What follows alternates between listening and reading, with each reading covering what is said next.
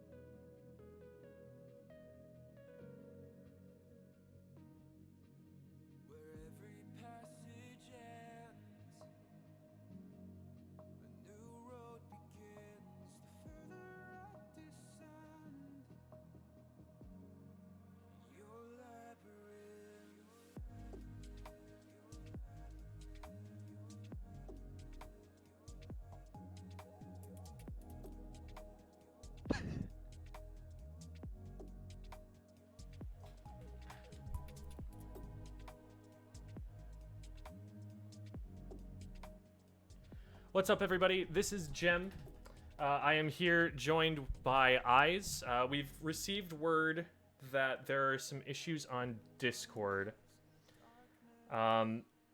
It's looking like it might be back right now, but in the event that that becomes an issue, we might need to transition over to maybe using the Twitch chat for a little bit for match announcements and whatnot. I can also be delivering some messages to you guys verbally, so we'll see what we can do about that. Give us just a minute to make sure that everything's stable, and then we'll get everything started. So we'll see you soon.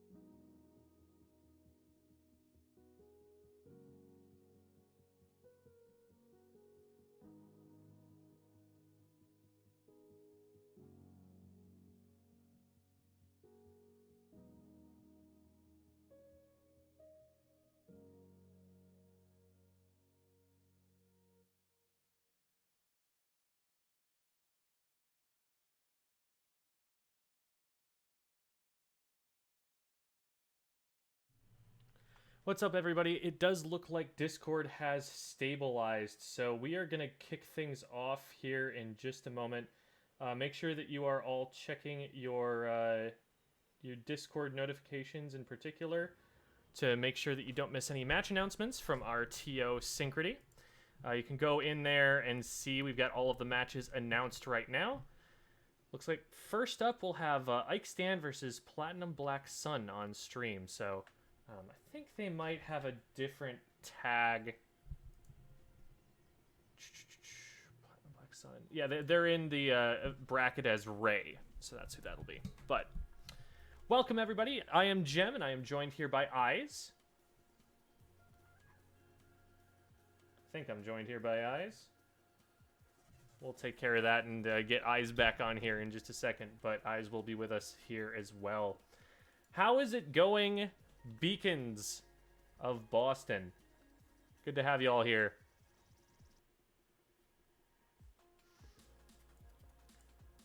Heck, I didn't see your name in the registration list. Did you manage to get in, or are you busy right now?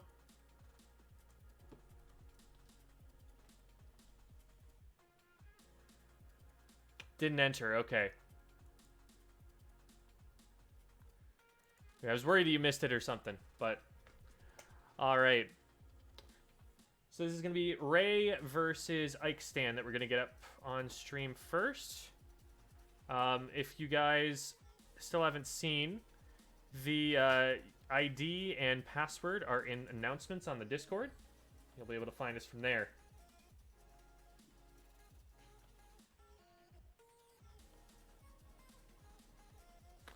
Here we are in the arena. Ike Stan's already joined us. Now we're just waiting for Ray.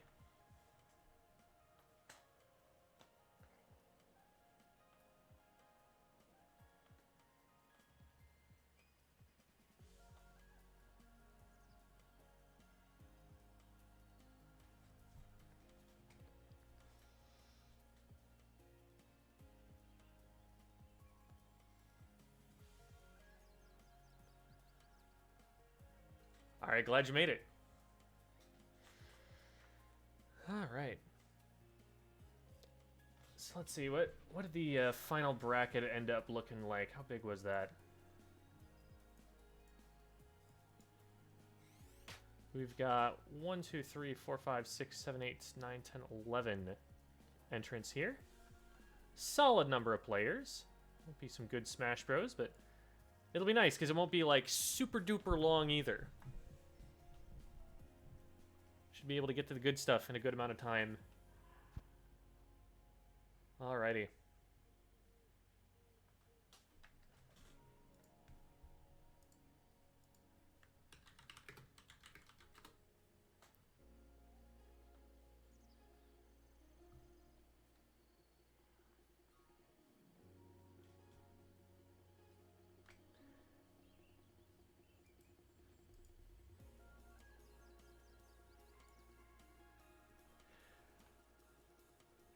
All right, quick sound check. Eyes, you there? Hello. There we are. All right. So this is Eyes. He's here. Hello, gamers. Hello, hello. We've located our lost prodigal gamer, brought him back into the fold. Alrighty. So, looks like we've got Ray and Ike Stan doing their stage bans. As I'm sure most of you are aware, there is a somewhat lengthy procedure for banning stages, picking stages, choosing characters, and getting into the match. Players have got to make sure that everything goes according to the rules, goes fairly. But it looks like they're making their way through it. Ray has popped into the arena at this point, so we should be seeing them get started soon.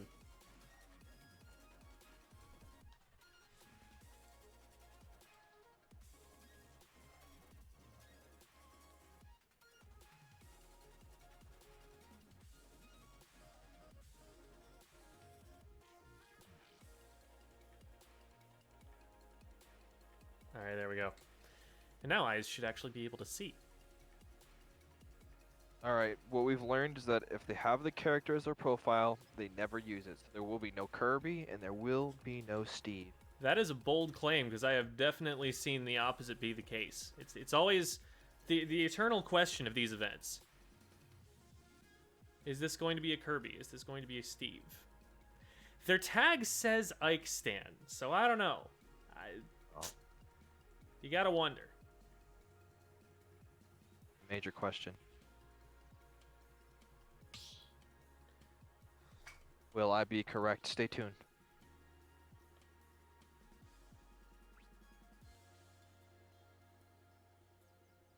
Suspense is killing me. I feel like they're drawing it out on purpose at this point. They're listening. They're gonna wait for us to like lose interest in it and then go.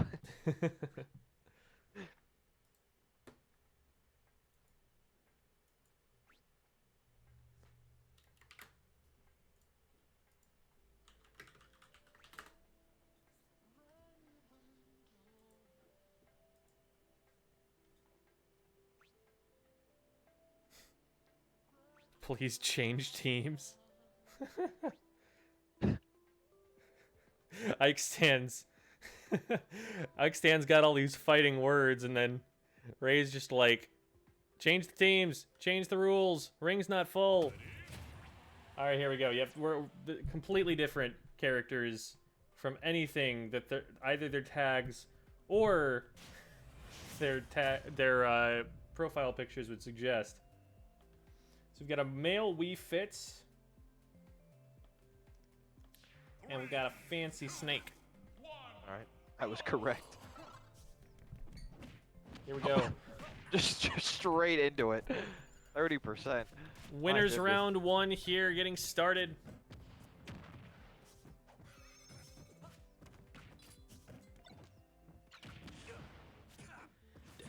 If Wii Fit Trainer can harness the power of the sun, does that make him Superman? I feel like this might be a Clark Kent situation. I don't know. Have you ever seen Wii Fit Trainer and Superman in the same room? I don't know. That's a fair question. Trying to think on any.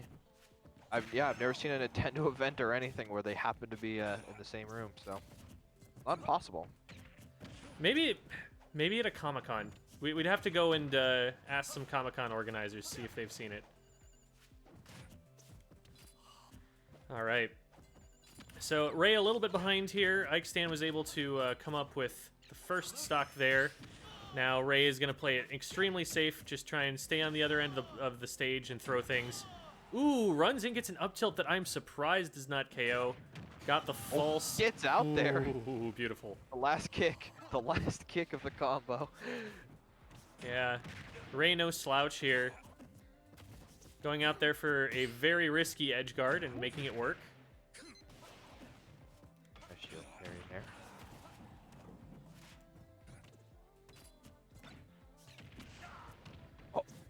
Wii Fit trying to play the zoning game around the soccer ball here, it looks like. And that's interesting. You know, that is kind of their default play style. But I feel like if there's anyone in the game that plays it more effectively, it might be Snake. All these explosives going to be all over the stage constantly. Grenades, mines, the up smash. Nikitas from time to time.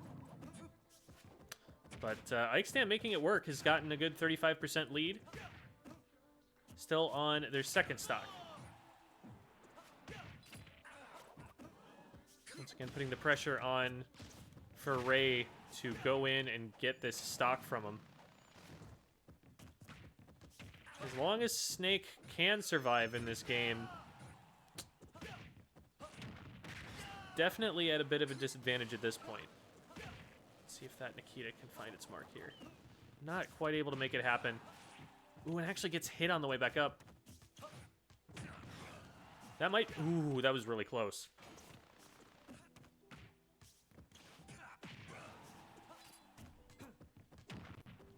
Some good mind games around the soccer ball there. Keeping Ray guessing about when it's coming out. Oh man, it's almost a full stock lead at this point. Both such high percent. How? Just eating rockets at 150? What am I seeing? Snake gets the up tilt. There's always a chance here. Okay, well, less of a chance now. So Ike Stan able to pull ahead primarily on the basis of just that second stock there. Definitely had a very strong stretch of the lead. Well, they're, sitting at 120%, able to get Ray's stock up into the 100s.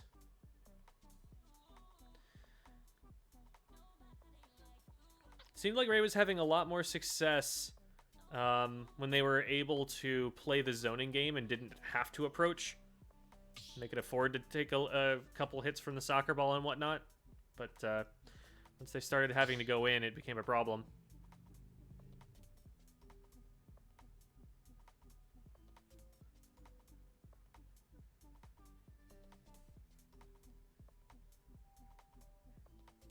How's it going, Dow? Good to see you again. Wait, V-Dow? Indeed. The Dao De Ching. Oh, The way. but does he have a 3070 graphics card? I don't know. He might. He might. He just might.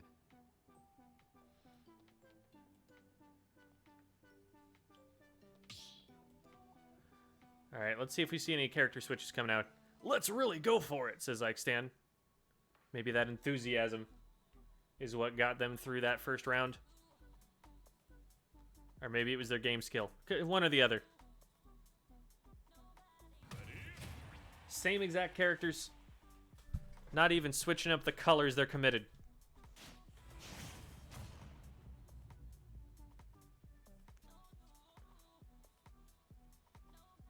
Oh man, I used to know, I think that's cheetah print, but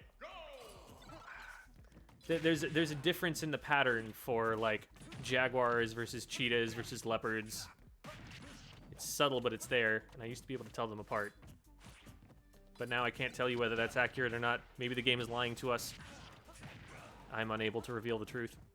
This is hidden in. It will not be released.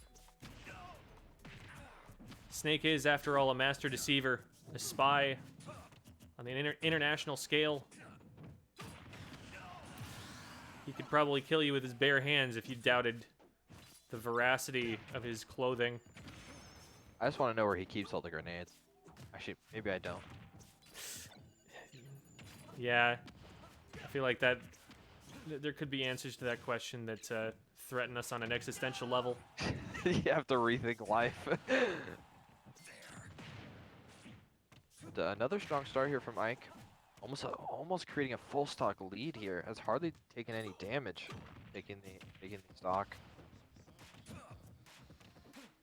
Yeah, we had a really good edge guard from Ray earlier on in that first game. Ooh, that was pretty. What a setup.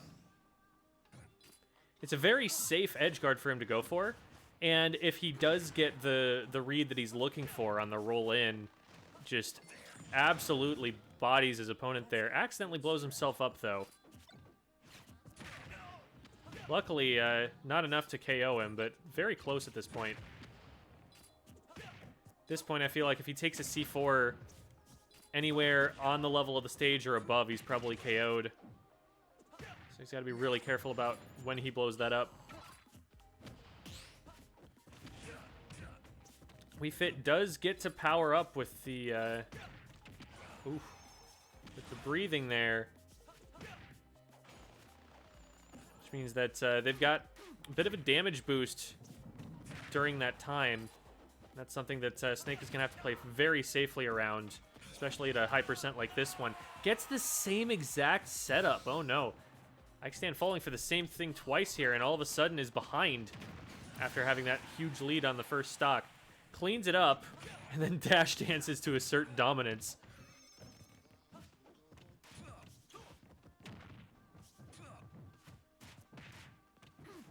Only the most agile characters in this game capable of dash dancing. Wii Fit Trainer showing his fitness. To be fair, Snake could probably do it if he wasn't weighed down by a literally infinite number of grenades. Yeah, yep. Yeah, Ray's done a great job here to pull this one back. Was down by pretty much a full stock at one point here in the beginning. Just need to complete the job here. Nice grenade. Second. They're not trying to get close to each other. They're just chucking things. Dead even right now. Ray needs this win to stay in the set. Ooh, and there's the breathing. Wii Fit is buffed up. Ready to lay down the smackdown, and does get it. Ike Stan. It was a bit of a roller coaster for him there, but he is able to clutch it out with a 2-0 victory over Ray.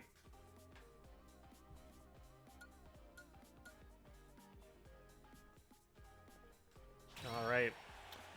So, if I am correct, I think that the plan next is that we're going to get Xanifer up on stream versus the winner of that match. I could be wrong. Looks like there is another match that could also be called. But I think that's the way it's going to go here.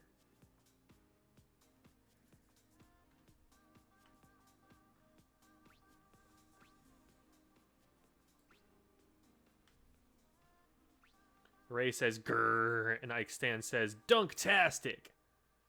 Nice to meet you too, Ray. And Ike Stan, might want you to stick around for just a second. Never mind.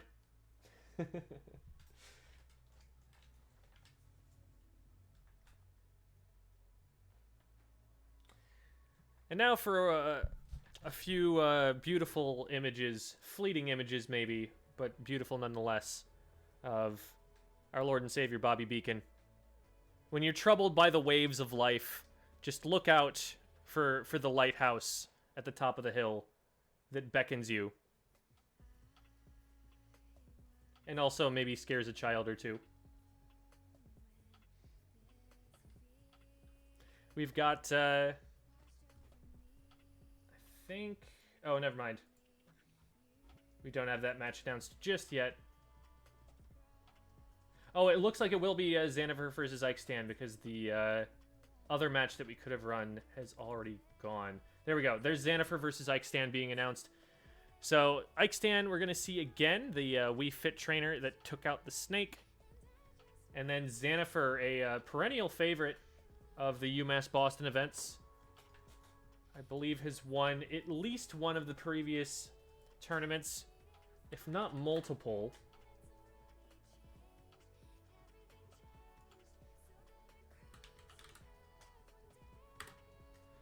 Let's take a quick look through the Wayback Machine here and see. Okay, so the most recent event we had with you guys was on April 22nd. And at that event, Xanifer took second behind Dow.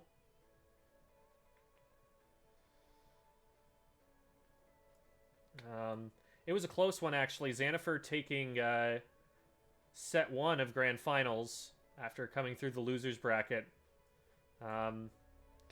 Xanifer actually was not sent into losers by Dow either, so that was a 1-1 Grand Finals where every single both sets went to game 5. Extremely close.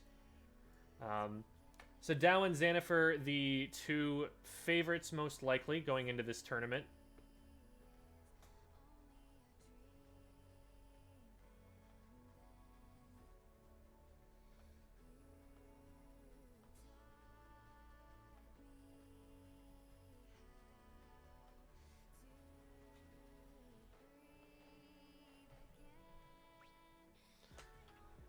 Let's see what was happening in the earlier ones. There was one in March as well. March 8th. Take a quick look and see how that one turned out, if we had any results. We might have a bearing on this. We've got a Corrin, actually. Oh? Your favorite. Interesting. I don't know if I've seen Xanifer play this. Maybe I have, and I'm just forgetting. No, I just saw Jennifer play. I thought they were using... Where are they using? I could have swore I've seen them use a Bowser a few tournaments ago. Recently, they weren't using that. If I remember correctly, they've played Roy before. But maybe again, we see a lot of Super Smash Brothers, and it's been a couple months since I was last on one of these events, so I might be wrong here. Well, yeah, I know they didn't use Corrin when we saw them last, which was I think like 2 weeks ago or something. At least they didn't use it in the games that we watched. So this is a new one. In the March event, for those who are curious, Xanifer wins winners finals and then gets both grand finals games against Dow. Winners finals was against Dow and grand finals was against Dow. Both grand final sets went to game 5, but Dow clutched it out in both of them. So for the last couple of months, those two have been extremely close to each other in skill. have both been contenders to take the tournaments. It has gone Dow's way both of the last couple of times, but it has been super duper close every time as well. So we're expecting to see some fireworks if those two end up meeting in the bracket here. Xanafer looking to do it with a character that we haven't seen from them yet as far as I can recall. So we'll see what tech they can pull out here. Going for the insta-pin through the ledge there. It's an interesting little piece of tech that works on stages with thinner ledges. Hitbox will actually extend down a little bit below and you can two-frame with it, which is crazy because the tipper on that move is extremely powerful. Up throw will do it there, yep. Corrin doesn't have the best of kill throws, but up throw will definitely take you out if you get that high in percent. So that's kind of her go-to option at that point. Ooh, some great juggle setups here, using those tilts to great effect.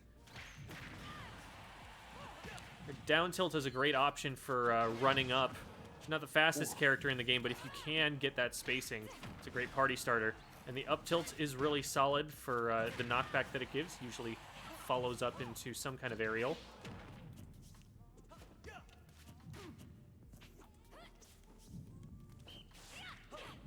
Playing the runaway game, actually, is Corrin here. Looks like Wii Fit trying to approach. Which makes sense, you know, trying to get this last stock, but Corrin's only got the one projectile, and it's not a very fast one either. So a lot of people just choose to camp the Corrin, force her to approach instead, given how easy it is to avoid that, especially given how capable Wii Fit Trainer would be of getting the camping done. Gets the KO with a dash attack, but is at 96%, so significant advantage to Xanafer still.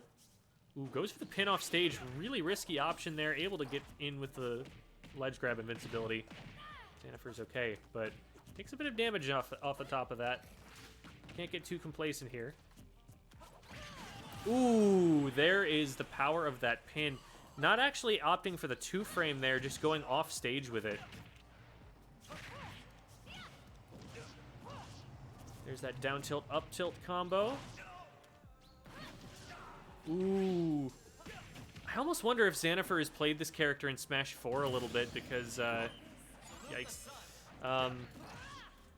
The bite tech for the offstage edgeguard there. There was a very, very specific setup in Smash 4 where you could get a late forward air into the early hit projectile into the mid-bite that would KO at about 40%. And it almost seems like the same sort of setup that Xanafer was going there off stage. Solid Corrin play so far. Very curious to see how this character stacks up against the old opponents that we've seen Xanafer square off against here. Ike Stan, we saw them stick to the Wii Fit Trainer in the first match, but they did win every game. We'll see if they have another pocket character they might want to rotate to if the Wii Fit doesn't seem to be working out for them.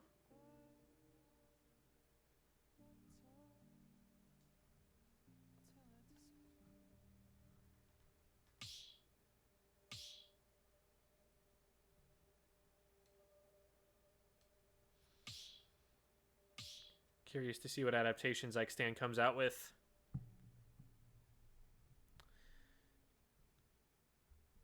Much as I love Corrin, and you can see I'm rocking even the same Corrin skin right now. I've actually been picking up Palutena recently because I just don't see Corrin getting the buffs that she will need to be a top tier anytime soon. Relatively slow character. Yes, she's got great hitboxes, but all it takes is baiting out some laggy option, and all of a sudden, she's Pringles. She's wide open.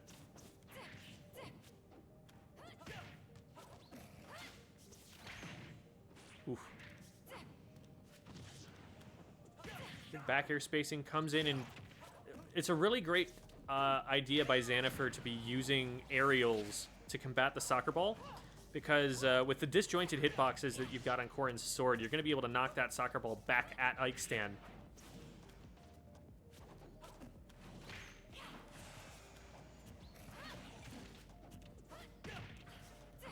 But the aerial approach is going to be difficult for Corrin because of that particular soccer ball spacing that we saw out of Wii Fit. Whew. That was a really close forward smash. Just pixels away from hitting the tip there. Yeah. Pixels away from ending him. Ooh. I believe that was mid-bite. I couldn't quite get a good look because I was looking away as soon as it hit, but with Corrin, the way that that neutral B works is you have different charge times on both the projectile and the bite. So there's the little blue Hadoken that comes out, if you want to call it that. And then there's the dragon that bites afterward. So it's a really interesting kind of mechanic to try and master between the two. There's the short range, the short charge bite, which does the least damage. There's the full charge bite, which is if you just hold it down to completion. But actually, it does the most damage and knockback. Or I think just knockback, but it does the most knockback if you get the middle bite between the two.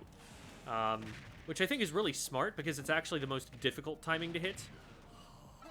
And so, ooh, brutal knockback angle on that down smash. My God. That's almost at the point where you're thinking, like, maybe if I DI down, I hit the stage and I can tech some melee ASDI down kind of stuff. Great wave bounce. I love that. Or the B reverse, rather. Trying to keep my terminology straight. That snipe might actually just... Oh, wow. Yeah, the angle not quite there, but you can see that the danger of getting hit by that for Wii Fit. Yeah, if they didn't have the recovery that they do, they would have been in some trouble. Xanafer just throwing out that back air. Ike-Stan finally getting tired of it, deciding to try and charge up. And Xanafer's like, wait, no, I can't let you do that.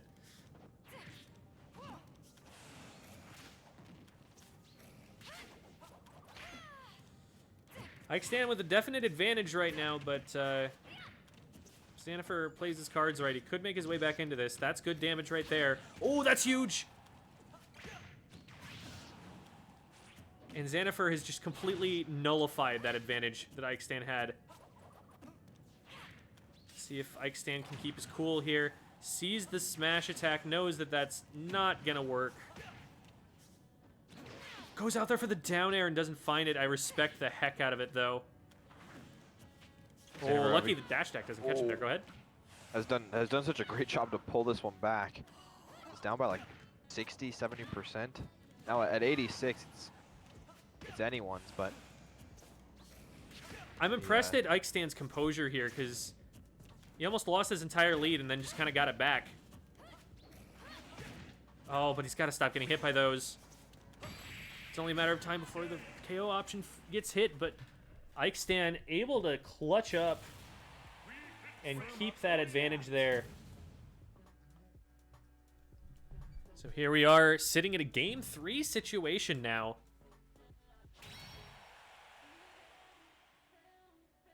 Ike-Stan's not going down without a fight.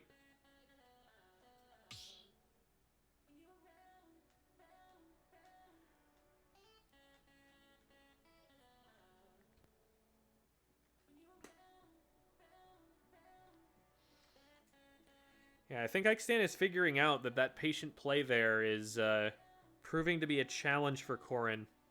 That she really can't rush you down super quickly. So all you really have to contend with at long range is the neutral B projectile. And the trouble with that is that while she can put it out there relatively quickly... Male Corrin, ew, what are you doing? While she can put it out there pretty quickly, the recovery time at the end of it locks her in place for a very long time. So she's not really able to use it to advance. It's really just a poke tool.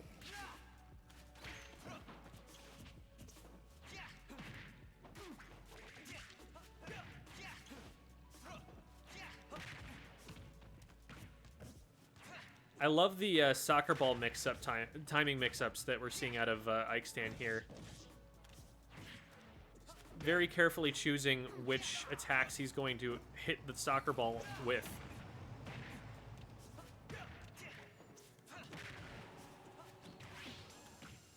Okay, that's a handball, buddy. That's against the rules.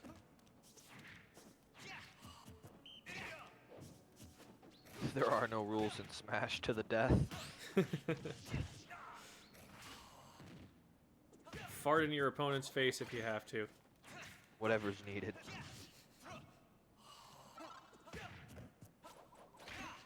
Whew. That was dangerously close to two-framing. You know, if Xanafer hits one of those, it's just absolutely curtains.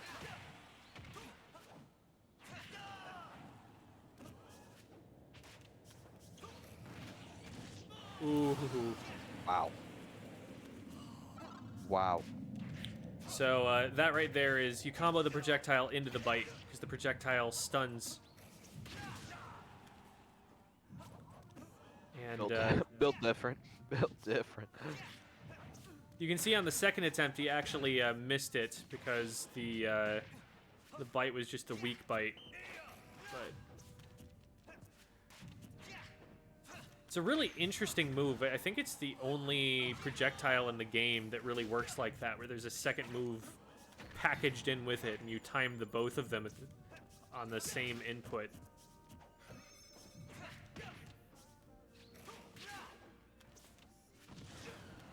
Gets in for a nice raw back air, puts him off stage, but goes down a little too low, able to come up back up with the uppy into the up air. Great combo there. Oh my goodness. Great awareness, you know, he had to immediately ledge hop to get in position for that up air, but yeah, predicted the jump and everything. I like the option to counter there. Didn't end up sending the soccer ball back the other way, but at the very least it'll keep you safe without forcing you to air dodge or, you know, something more committal like that.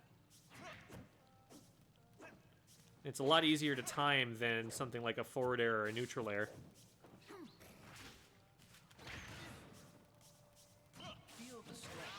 Using the back air there to get a little bit of distance from Ike Stand. It is a little bit of an addition to Corrin's recovery kit. The back air having the momentum shift that it does. Great forward air. Absolutely calling out the full hop by Ike Stand. I'm surprised no up throw. I thought that he was at the percentage for that to KO. Oh, no way. The 3 stock.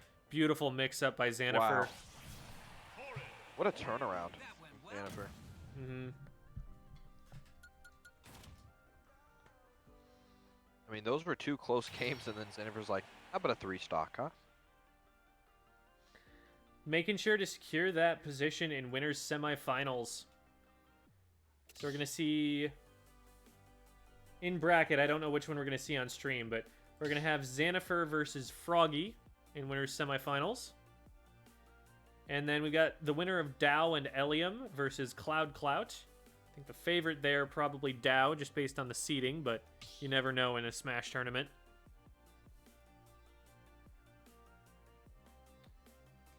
Meanwhile, on the loser's side, we've got Poor Adam versus a man with a bad French accent. I think that they had a shorter tag that they were choosing to go by. That's Romelish. Then we've got J. Thaddeus Toad versus Ray, who we saw earlier playing against Ike Stand. It'll be Xanafer and Froggy up next. I believe Toad won somebody a lot of channel points, if I remember right, in the last tournament. Was that where Heka bet on himself? Oh, you know what? It might have been. I think I vaguely remember that.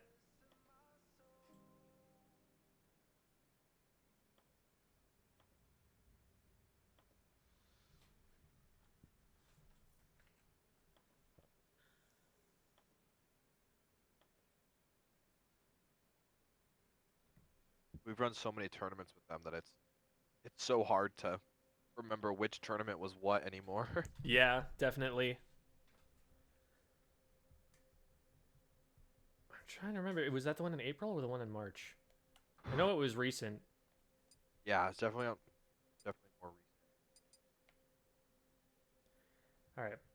So we've got Xanifer in the arena, just waiting on Froggy to show up. I think the most recent one, Heka didn't actually play for some reason. They didn't end up joining it. So it must have been the one before.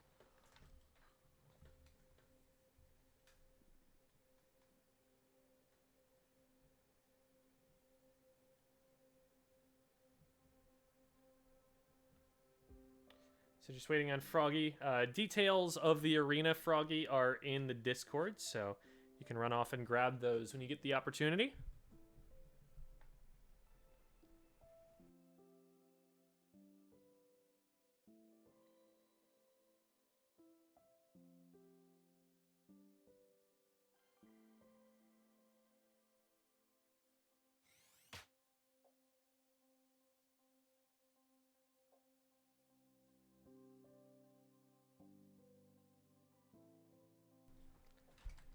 There's Froggy rocking the Baby Mario. Oh, could you imagine Baby Mario in this game? I'm imagining Baby Mario squaring up against the Black Knight.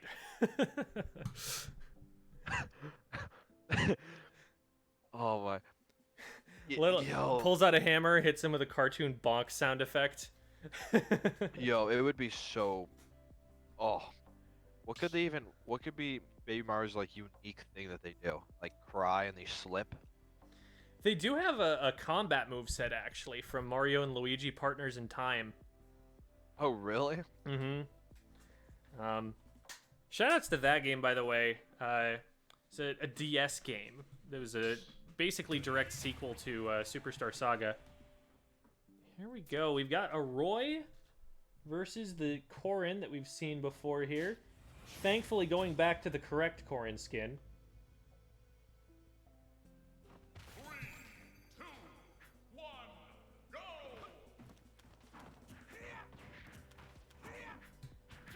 Getting started on Battlefield here. So, the big advantage that Roy is going to have here is speed. They're relatively similar characters. Corrin's probably not going to be able to use that projectile to great effect here, simply because Roy will close the distance so quickly past it.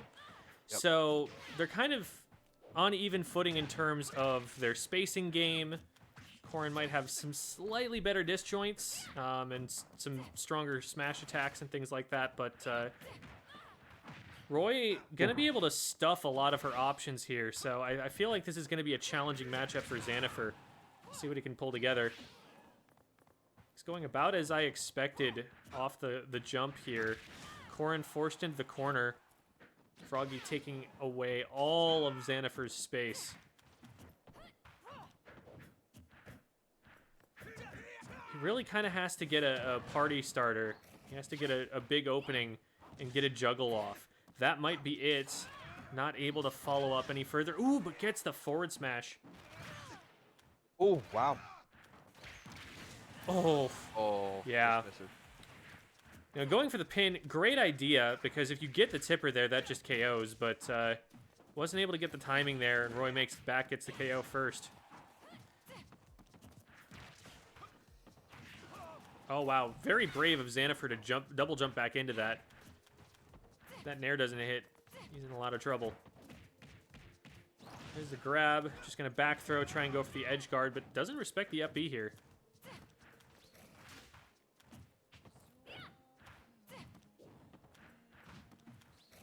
You see Froggy, you know, dealing adeptly with that projectile of Corrin's right there. Literally just jump over it and close distance, and she can't do it again. Whew. Wow. Wow, it was so lucky of Froggy that he spaced around the counter, but he was so worried about that ends up getting a little too far from the ledge and not recovering. So Xanifer gets a freebie.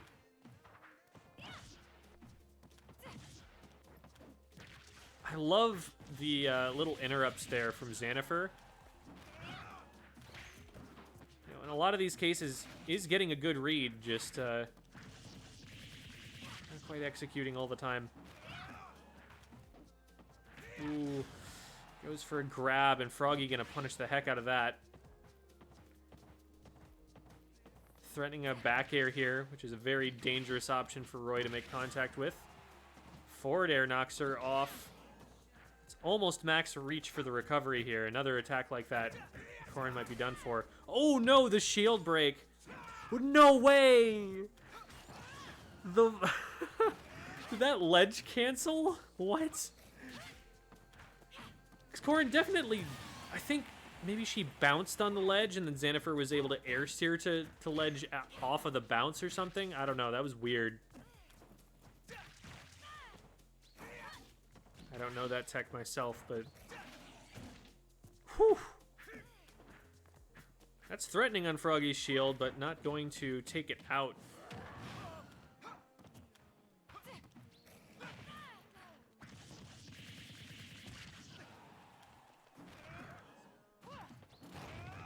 Oh, Xanafer trying to space with the back air, but Froggy's up B just reaches a little bit too far.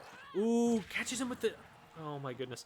The active hitbox on Corrin's forward smash can link into the actual hit of the forward smash, but the way that Froggy was smash DIing while getting hit, making it so that that won't connect. So now Xanafer's just in a lot of trouble. Oh, I'm surprised he didn't go for the kick there. I think he had an opening. There's the forward smash that'll actually do the trick. Okay. Oh, yeah, Xanafer just does not have enough time to build up that percentage. Froggy invulning through the attack, just getting off a forward smash that will clinch the game.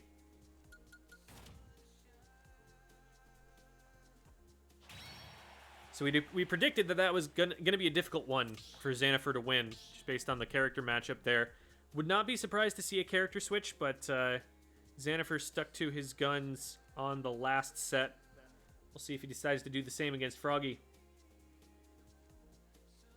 I feel like Xanafer had a Samus. Doesn't matter. They're going back in.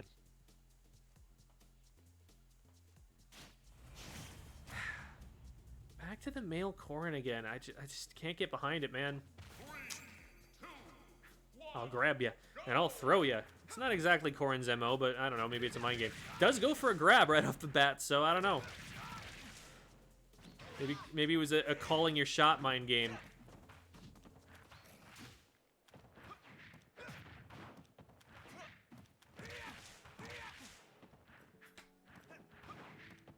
The speed difference is noticeable.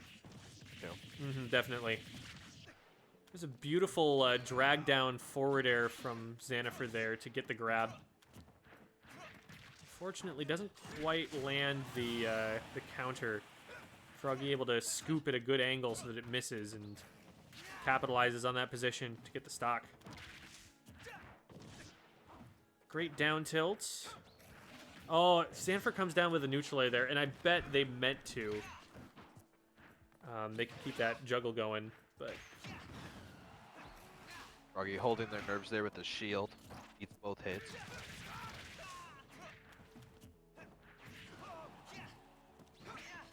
Dodges the follow-up. Oh, that Oh, had to no. have been a mistake. Just goes the wrong way on accident. He gets punished pretty heavily. Was only at 80% right there, even after the hit. Which was a it's a pretty low percent to go. Sure. It's a very high commitment option that Xanafer opted into, and when it's going the wrong way, Roy gets to just charge a forward smash. He do be hitting hard. That's for sure.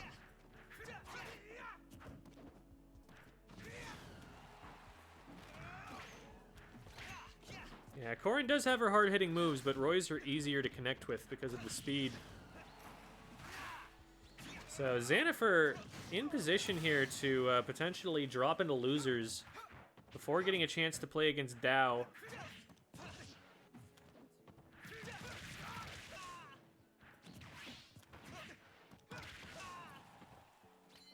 Yeah, I feel like this is just too much damage to overcome at this point. It's going to take a pretty heroic couple of strong punishes. Oh my. Froggy's just going to go out there, not let it happen. That was a suicide option, but it doesn't matter. He had a stock to work with even if it didn't work, and it worked.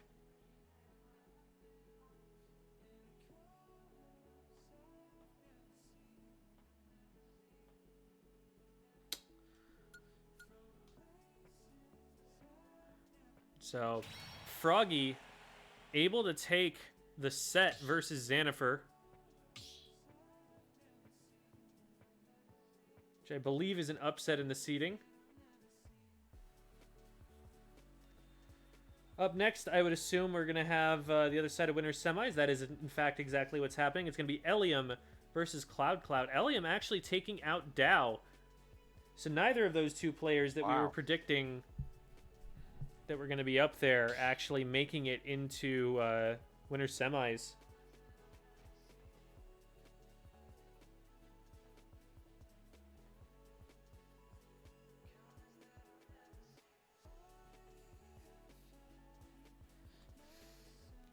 So I don't know that I've seen Elium here before. Possible that they might have a ringer visiting, or maybe this is just one of the first times that they've attended one of the events. But they're doing pretty well to take Dow out of it. Wow, that puts Dow all the way back to losers round 1. I feel like that's going to be a pretty wild run to watch. For sure.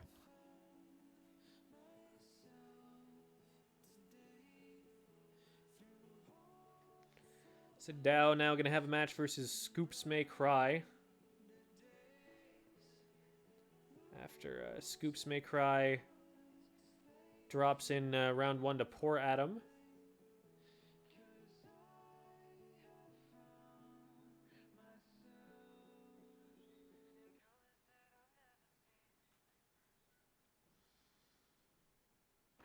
So just giving Elium and Cloud a second to make it back in here.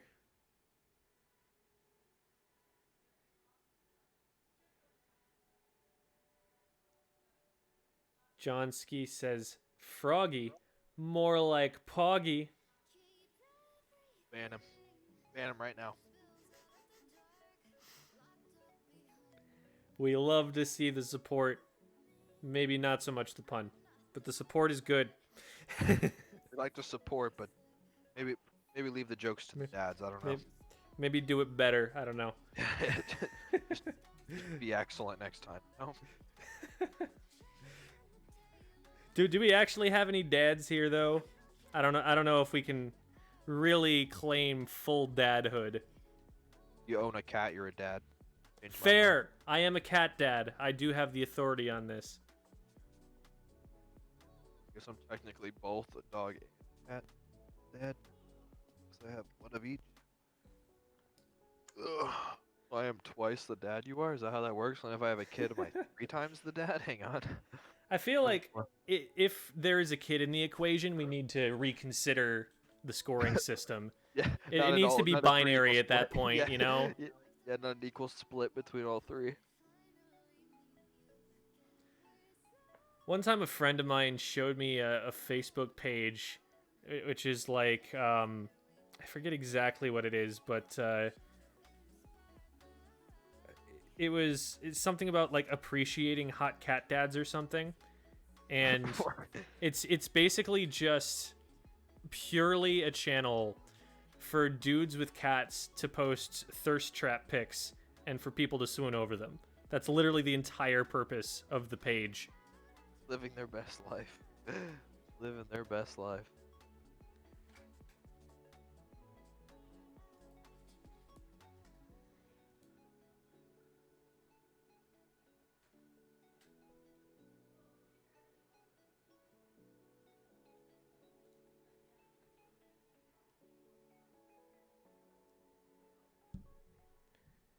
Still looking for Elium and Cloud here.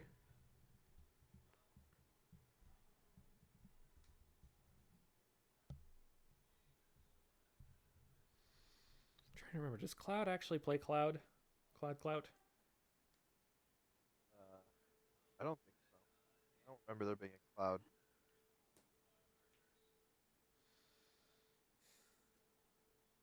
Or maybe it's someone who has as much clout as Cloud does. Oh, Clout Lord. See. I don't remember Cloud actually being that clouded in the lore of that game. I feel like he's a good soldier, but he's not even necessarily the one giving orders. What game is he from? Final Fantasy. Final Fantasy VII. I never played that game, but everyone's played that game apparently. Mm-hmm. Yeah, it's a classic for sure. The storyline of it, supposedly one of the better ones. It's very actually environmentally focused. So there's a lot going on thematically under the hood.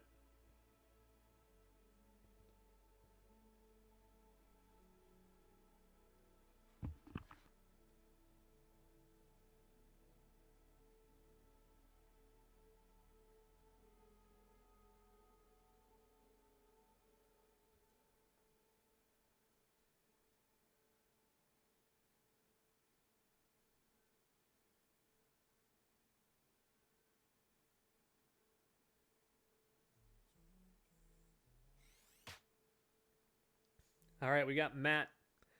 I don't know who that is. Hopefully, the next person who comes in actually has their tag as their IGN. Well, yeah, that would be good. Otherwise, we're going to be guessing a little bit here. Oh, wait. No, I actually have the secret background info. I've got the NSA metadata. Okay, this is Cloud.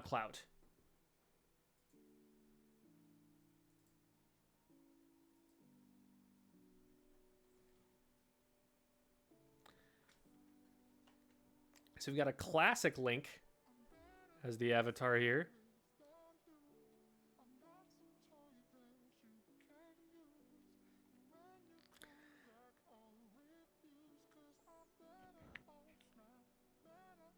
I'm guessing Toon.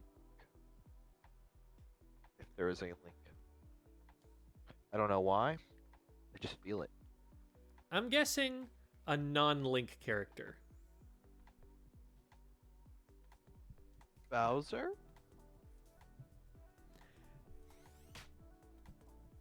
And That there we wouldn't go. be And Link. that both of them just using the first names, but Matt is Cloud and Ray is Elium. We have an inkling there. Be interested to see a little bit of Woomy action. I think there might have actually. Yeah, I was gonna say. I think there was one at UMass. I don't know if this is them, but I thought I remember. We've got a Woomy, ladies and gentlemen. This is not a drill. We have Pepsi Man. Raise your splatter shots. And it's a Captain Falcon on the other side.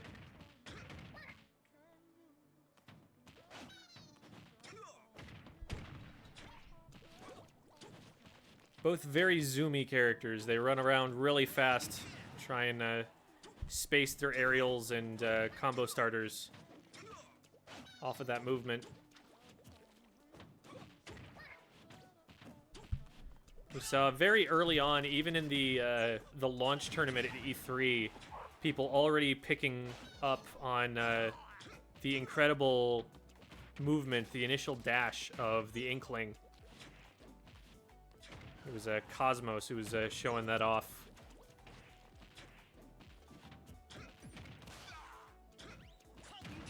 Or was it? It was someone from Texas, but I might be getting the wrong name there. There's a lot of people over there. There's somebody over in Texas. Ooh. And that rapid jab from the Inkling going to be a big deal, not only because it does a lot of damage, it's going to do about 20%, but also because it paints the opponent, which applies that debuff and cause their next attacks to do more damage and knockback. Woohoo! But Cloud catching Elium out with a down air. And just like that, it's a 3-stock to 1 situation. Elium in a lot of trouble right now. Here's the berry. Gonna be able to get him with the ink brush. Forward smash there. Wow, So it's full stock lead. Only a 1-stock lead now, but man, 1-stock lead is a big deal in this game. Are you kidding me? Non-stop. Elium just absolutely disrespecting him. And it works, you know, Cloud expecting him to stop as soon as Cloud approached. So he just kept tanking it. That is a pretty significant stock for Elium. Might actually be a chance for them to get back into this game here. Hard back air. Bomb forces Cloud to jump. He's able to read the landing with a forward smash. No KO yet, but this is looking winnable for Elium. Oh, there's the berry. That might do it. It does. Elium has just clawed this back. 88% is still a significant lead, but after how those last couple stocks went, I'm a believer. Let's hit with the gentleman. Lucky, basically, the Cloud doesn't hit him there. Yeah, Matt basically just needs to hit one smash attack at 118. I think that'll do it. Rapid jab, a great option at that early percent. Get the debuff on him early. Good patience. Oof, great until shield. right, the shield there, able to combo into the up B, which is a KO move at that percent. Cloud pulls it out in the lead, going into what could be the deciding game of the set here.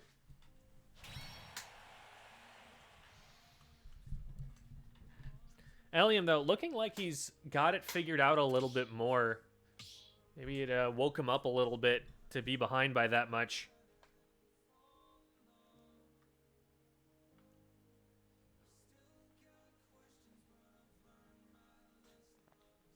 Yeah, I don't think we see a character change here. I think it'll be the same matchup. I think that second stock shows that Elium definitely has it in the bag to take the game. They just need to put it together for two stocks, not just one. I think they could take it.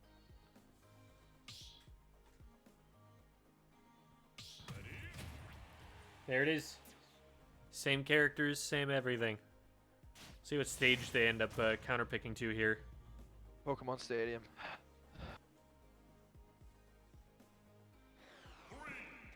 Deep Pokemon Stadium. Going to Smashville. There's grass. I do like the idea here. You know, using that projectile there to significant effect, because Captain Falcon's going to have a harder time getting the angles that he wants to approach at. Oh, I thought for a second. Oh no! Oh my The ledge hop goodness. down air eats the up B from Inkling, and it's curtains after that one. Oh my gosh. Wow. Wow. Cloud with the punish game on point right now. Whew. Yeah, Elium needs to not be committing to such laggy moves there. Just gets gimped completely by that up B off the ledge. Oh.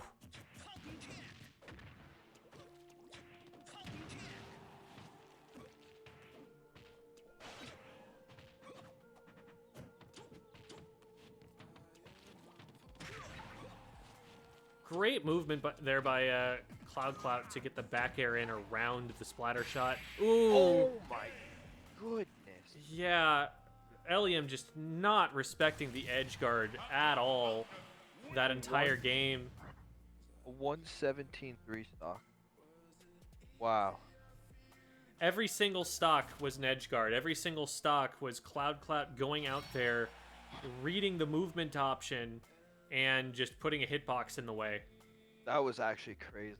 That was impressive. Wow. So Cloud's sitting pretty here. We do have a couple of killers in the losers bracket here, but Cloud at this point guaranteed third place. Going to be going up against Froggy in winners finals. This should be a good match.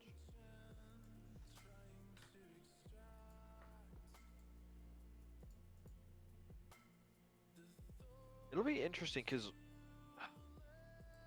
Roy, Pepsi. They both want to be kind of in your face, but Roy has the reach advantage with the sword. Mm-hmm. This will be interesting. I wouldn't be surprised to see if maybe Matt switches to a different character if the range becomes a problem.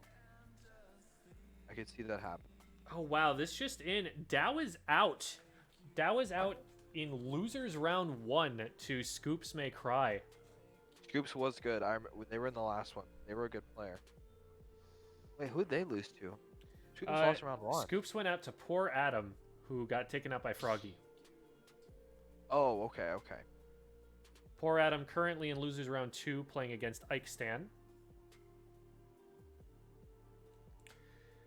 Cloud leaving again. We should be getting Cloud back here for our winners finals. This one's going to be best of 5. Should be a pretty good preview of how the rest of the bracket's going to play out.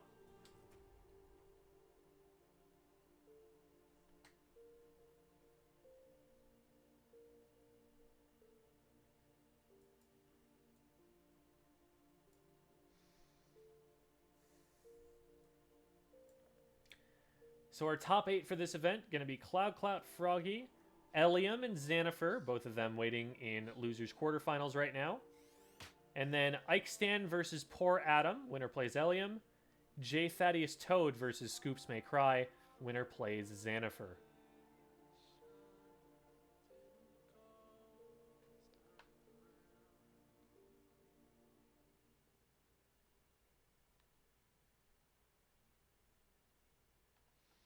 Cloud back in here. Now we're just waiting on Froggy. Send out Big the Cat. Gotta find our Froggy.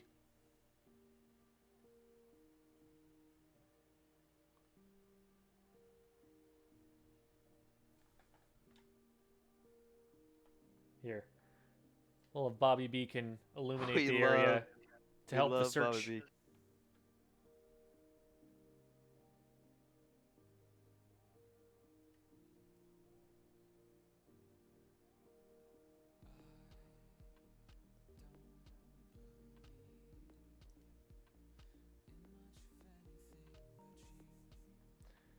I love that somebody photoshopped a mask onto Bobby Beacon for the COVID safety image.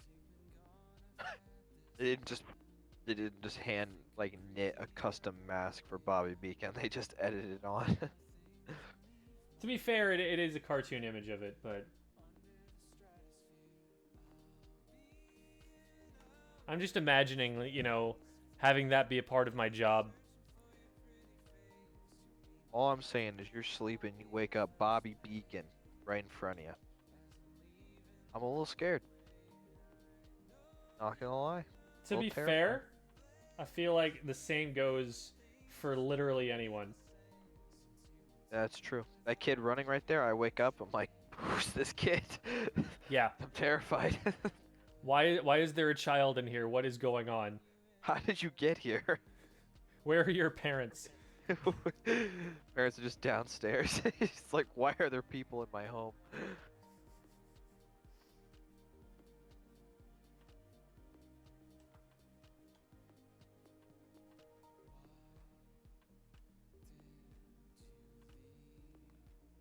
Why didn't anyone tell me my copy of Smash is broken? JK, I got whooped today. Oh, man. Sorry to hear about it, Dow. Happens, though. Can't win every tournament. I'm not upset, but I'm disappointed.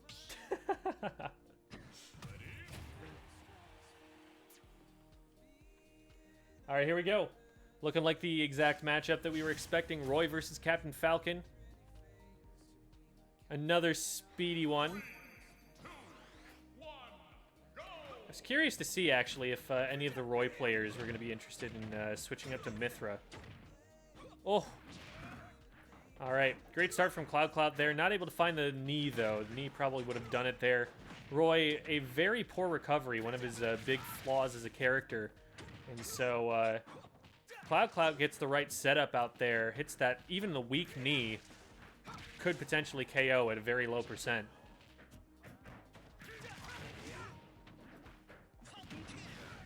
Ooh. Oh, that might be it. Nope. Cloud goes down too low. Oh, Good high the recovery from reverse. Froggy. The Uno reverse. Sends him back the other way. Ooh, that's a high commitment option. Lucky to only get away with getting clipped with a dash attack there, honestly. Yeah, that was a reach to go for that right there for sure. Great setup with the up air there, knowing that it hits behind you far enough that it's going to cover him on the landing. There is that knee. Right to the forehead. Thunder. Pepsi Man at it again. Cloud trying to find his way in around this platform, and Ooh! I would say he did it. I would say he did it. Oh! All right. Ooh, Wow. Froggy clapping right back. Returns the favor. My goodness, some absolute haymakers just flying in this matchup. Now they go to playing the spacing game. Oh, that's a really good punish from Cloud. Froggy had no business jumping for that. Ooh, great pullback too. I see Cloud taking this based on the movement I've seen so far. Feels like Cloud has been playing. Oh my! All right, just stop. I'm pretty sure he started charging that at a time that it was reactable. That should not have happened. They started charging it before they grabbed the ledge. They're like, yep, this is it. This is the spot. Just what we needed. I'm a little upset it happened, I'm not gonna lie. You hate to see it. That's like... Dude wasn't even buffering it in-game. Dude was buffering it in his brain before he even pressed the button.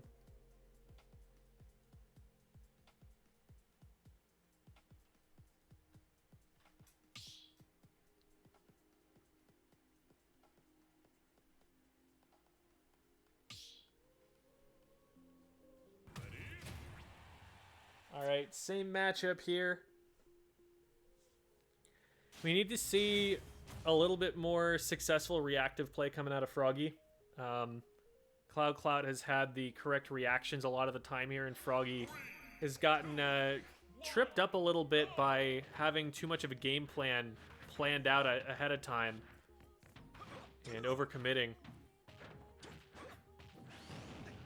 Yeah, they might have had ideas in their head how they wanted this to go, and then were punished trying to execute them versus playing what was at hand. We saw that with a few, yeah, like you were saying with the overcommits. We saw it on the ledge a few times. Hopefully this one they'll take the game as it comes to them. So we'll see. Because I feel if Froggy tries to play basically the same game that Cloud's playing, he beats him because he's got the disjointed hitbox to throw out there. You know, he can kind of eat one of Captain Falcon's options by putting the sword in the way. Oh no, that's just gonna do it. I thought it was about to be a spike of dreams. I'm not gonna lie, I got so excited. Didn't even need to. Weak hit of the Nair there. All he had to do was tap him in the other direction. Just enough displacement on the recovery to put them off. Froggy, I don't know what the thought was sitting on the platform there. Like, at first I thought maybe it was a mistake, but he just kept standing at it. So... Oh, no. That's such a brutal thing to do to a Roy because I don't know what the Roy does against that. Like, he doesn't have that much control over the angle he's at. So you can kind of just put the hitbox over the top of Roy where the sword isn't hitting, and what does he do? He just takes down air. I think your only recourse is to try and get close enough to the stage that you can ledge tech. Up B, not quite going to KO, but the next one definitely would. Gets the roar back air, finishes up stock 1. Froggy behind by a lot, hanging on for dear life here.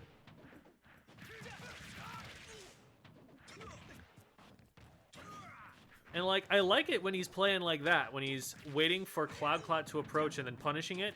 Like, this is really good right now. But then he overcommits to a side B that's not going to hit.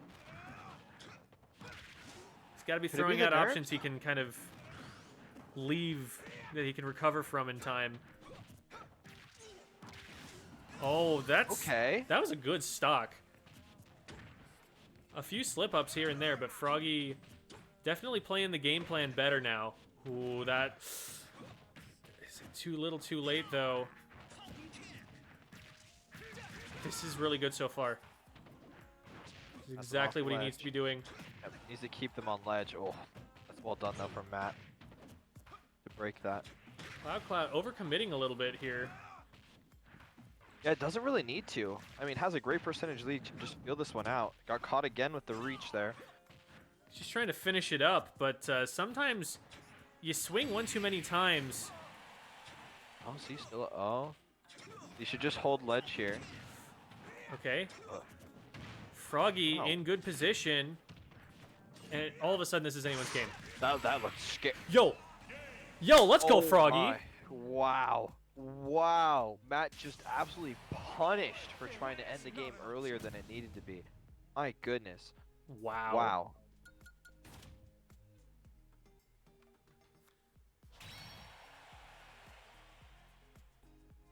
All right. That was after, you know, those first couple of mistakes by Froggy, just completely tightened the screws and got to kind of that peak Roy gameplay there. Playing nice and reactively, using the hitboxes to cover Falcon's options instead of to try and swing wildly at him. Using his movement, just... That was a completely different player on that last stock.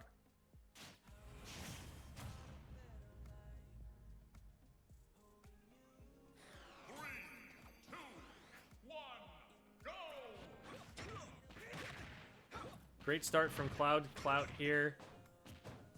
Kicking them all over the place. It's going to be hard for Roy to get off those platforms there.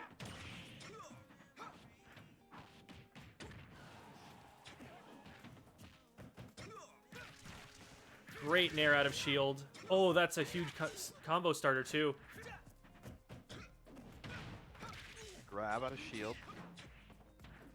Good patience from Froggy. I like not overcommitting to that, even though lost the ability to punish. Better to play it safe. Beautiful. Well done. Did such a great job of commanding those platforms right there, keeping Matt above them. Matt reading the high recovery, and Froggy just ends up going low, getting to stage before him. Or maybe I had that backwards.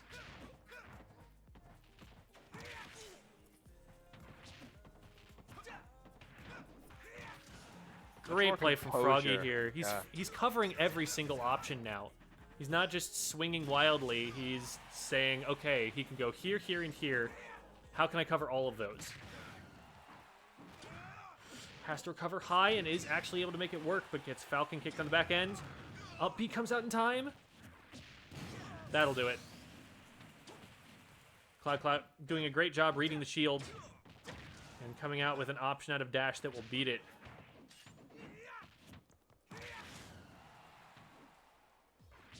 Froggy's got him off stage. This is a great position for him, but not a lot of percent.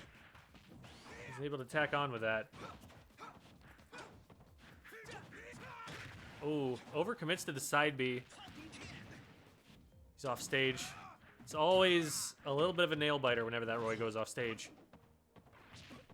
No matter how far ahead he is. No. Okay. Cloud not able to take him out then and there. You can see the threat.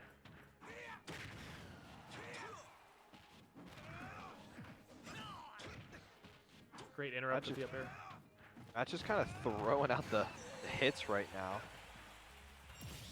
I feel like there's a little bit of a panic of Matt's play here. Kind of saw it at the end of the last game. They ended up throwing it away, and I feel like that's kind of carried over here into game 2. Really just throwing themselves at things. A lot of the openings that they were able to get that made their early stocks so commanding in this set was that he was playing predictively. He was throwing things out ahead of time, getting hard reads. And Froggy's not giving him those opportunities anymore. He's playing a more calculated game now. Yeah, we've seen Matt do that same charge up on the ledge, and I haven't seen it hit this game. Because Froggy has watched it every time this time. Yeah, maybe that really is just the difference, that Great tech. Froggy just isn't rolling into him. I love the Falcon kick there. Great timing mix-up. He throws a taunt in for good measure. Now let's see if it's taunt to get bodied, or if he's actually feeling himself here. It's a good position for Cloud to start off with. Lets him back down to the level, though. Oh, doesn't make the down air hit. I think he actually had to go off stage for that. Oh, wow. That was a reach for that. Nice dash attack. Couldn't get the third follow-up. Oh, goes wrong way. Up smash. Massive damage, not going to KO. Still in it. Froggy threatening with these short hop aerials here. Goes for the forward tilt, doesn't get it. Gets that one. Great distance. Froggy there. Oh, reads the walk up. Oh, this insane recovery from Cloud. Oh, and I don't mean that in a good way. I am so surprised he lived. I thought that was it. I was like, oh no, they're about to get shielded right here and just get bodied off. Somehow made it through. Oh, this is anyone's. Oh. Stop. Oh it. no! No! Not like this. How? No! Oh. You've got to know that. No. Oh my god. That's not the end of it, but man. Oh. You gotta know what options they've got if you're gonna go for that. No way. Oh, okay. Man. Oh, I thought that was it. I thought that would have been crazy. 2-1 in Froggy's favor here after Cloud goes for the suicide edgeguard and completely whiffs.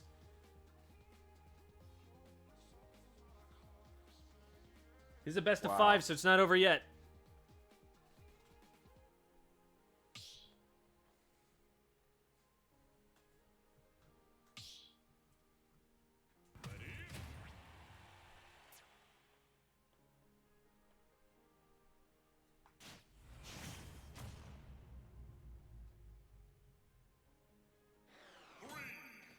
All right, going to a larger stage here. Gives Falcon a little bit more room to move around. It's probably going to be a lot easier for him to escape juggle situations because of those platforms.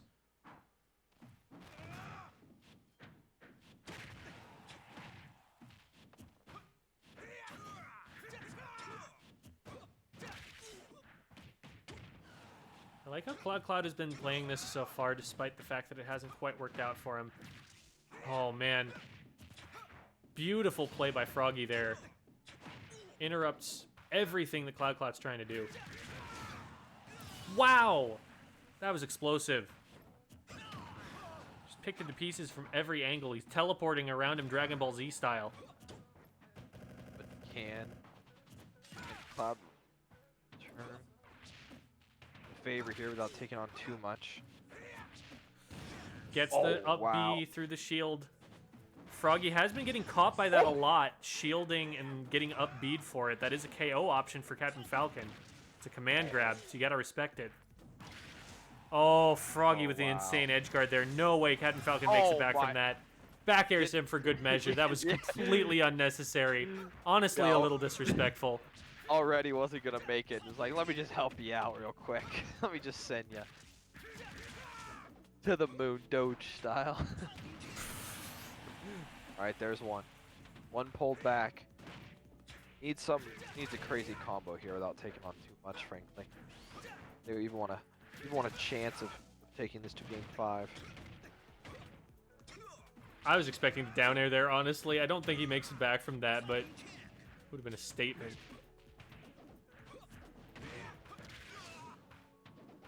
Froggy in a commanding lead right now. Cloud just throwing out all of the options, all the attacks. Really trying to force that down air. Oh. I love just spamming the rapid jab to beat the spot dodge. It's going to hit eventually. Yep. Eventually it will end. Oh, I feel like a ledge hop up air could have actually clipped Froggy there. Oh, and he gets caught rolling in. It's the classic blunder of Super Smash Brothers. And Froggy able to clutch it out. The 3-1 victory over Cloud Clout.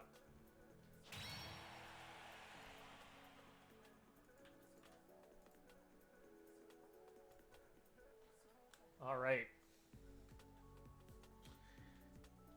So next up, we're going to have Losers Quarterfinals, Elium versus Poor Adam. So I'm excited to see this because I don't know that we've seen Poor Adam yet. And it'll be good to assess what we're thinking of him, how we like his chances to progress through the losers bracket here.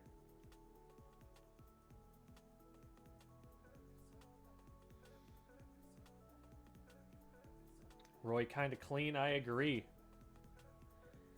It was definitely not looking clean on game 1. They kind of got rocked, but towards the end of the second game, all of that polish came out. They shined their shoes a little bit, started looking dapper.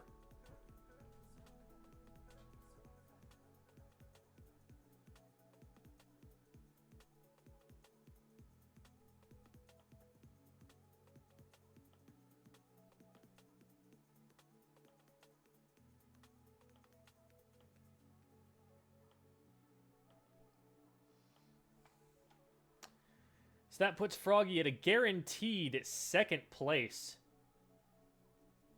Great place to be sitting. Cloud Clout guaranteed 3rd place here. And then we're going to have Elium and Poor Adam coming in here, trying to make sure they don't get out in 5th. Other side of Losers Quarterfinals, Xanifer versus Scoops May Cry will be happening off stream simultaneously. And then the winner of that match will play against the winner of this match.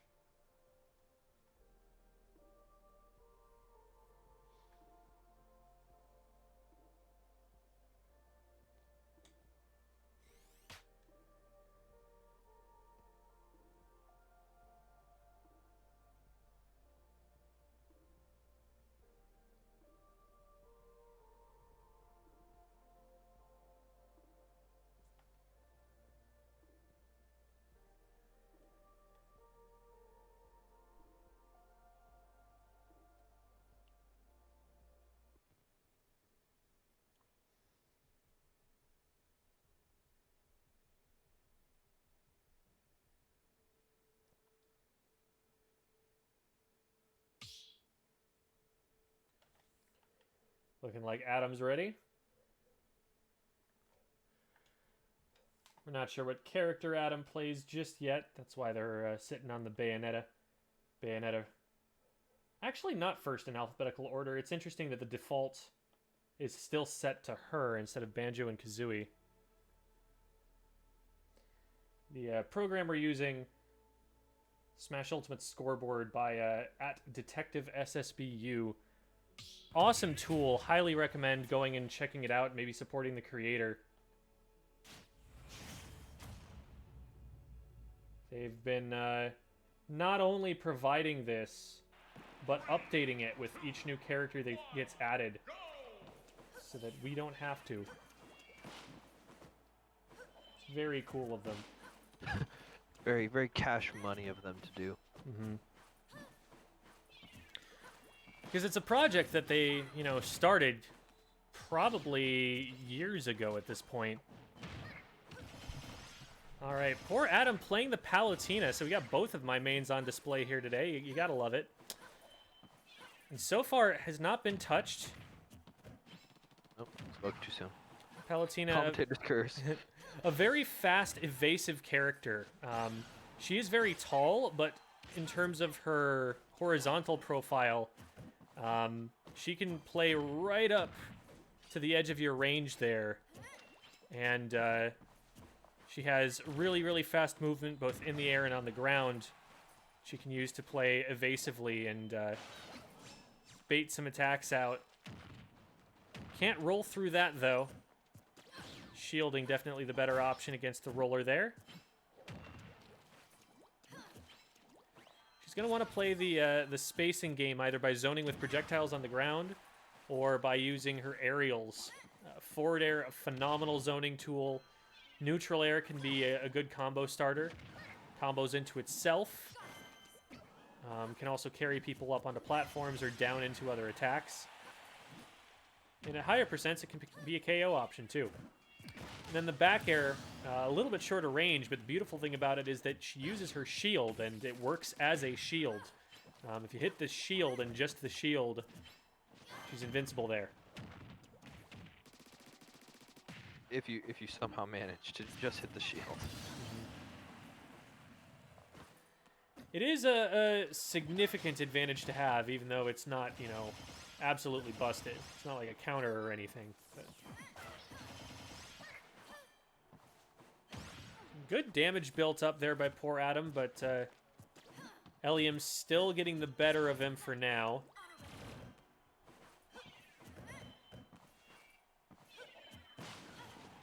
That is not going to stop the splat bomb from going off. Bomb's going to blow up. Adam tries to go in with a very committal forward smash, going to get punished with 20% and a ruined hairdo there. It's going to take forever to wash that stuff out.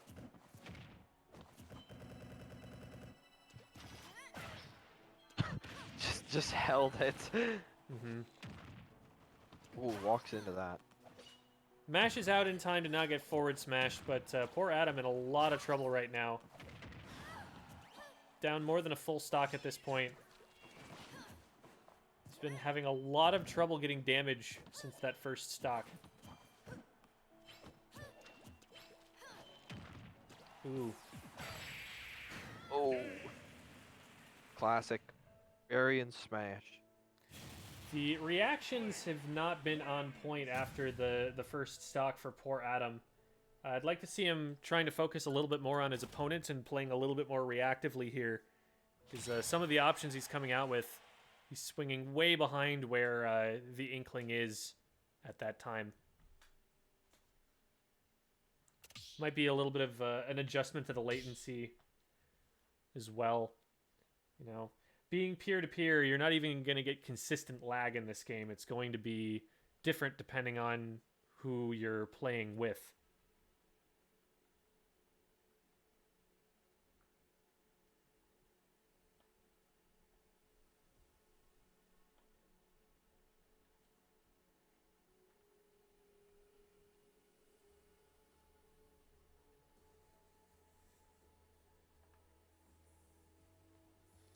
Poor Adam stepping out for a second.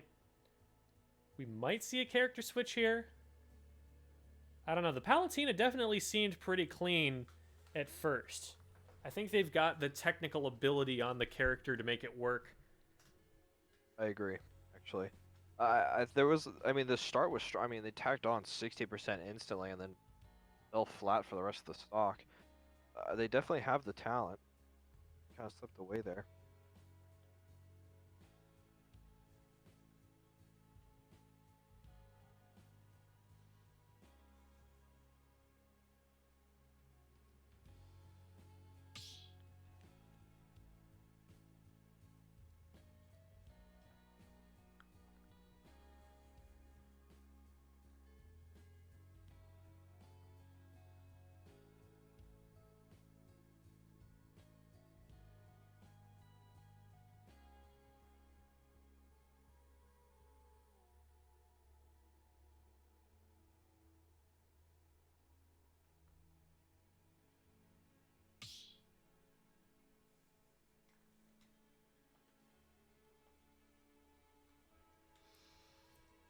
Let's see what they end up going with here.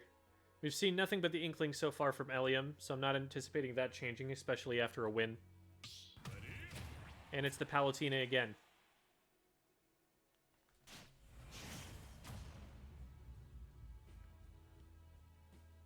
Glad to see them giving it another try here. One, go!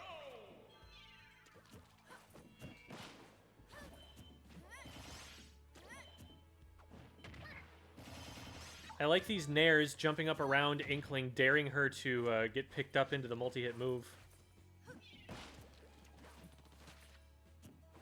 It's just got to figure out a response to some of Inkling's approach options. It's also a very good start. This is a great stage for Palutena. She's got fast vertical, so she's going to be able to chase on those platforms really well. And the platforms are also going to help her movement to get her around Inkling's aerial options. There's another couple of poor reactions to Inkling's position.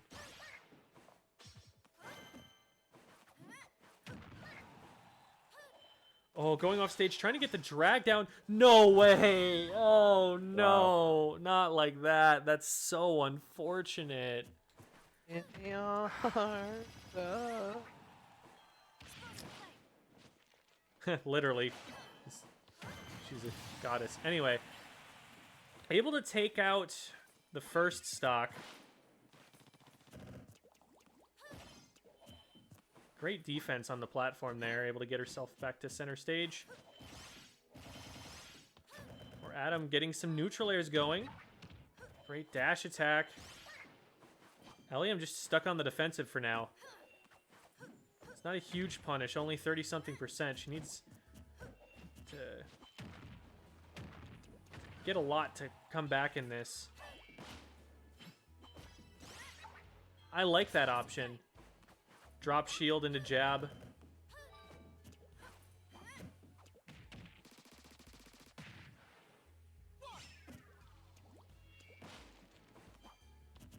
Good patience on the ledge.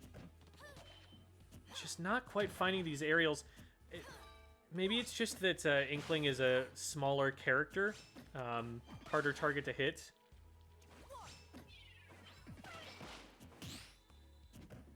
Palutena is used to fighting adults.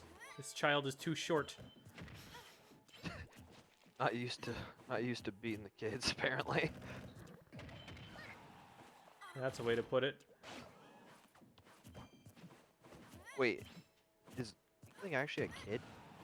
I just thought it Yeah, was they're like all characters. tween age. Oh. At least the player characters are. There are characters in the universe that are older. Are they taller, or are they just like all the same size? I think they're a little bit taller.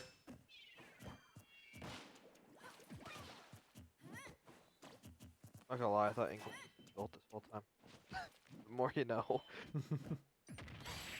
Ooh, that'll do it. With the last drop of the of ink that they had left. Completely out of it right at the end. Yeah, that's crazy. All right. So Elium surviving that encounter with poor Adam. Adam will be out in a respectable 5th place. And it looks like that timed out pretty well. Scoops May Cry actually eliminating Xanifer from the tournament in 5th place. So it's going to be Scoops versus Elium. Wow, so Scoops has now taken out Xanifer and Tao. And losers. On That's an actually absolute crazy. tear here. That's actually, that is a feat in itself. That is, wow. That brings us to losers semifinals. Still best of 3. It'll be the last best of 3 of the tournament.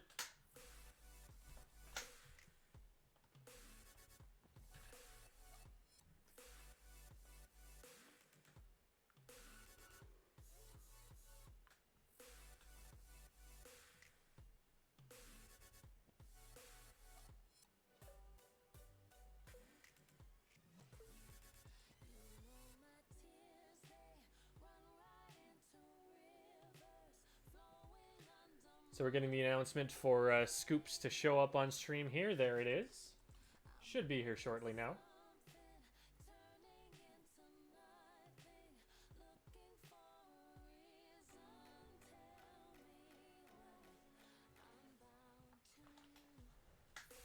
So at this point, you're on stream until you lose.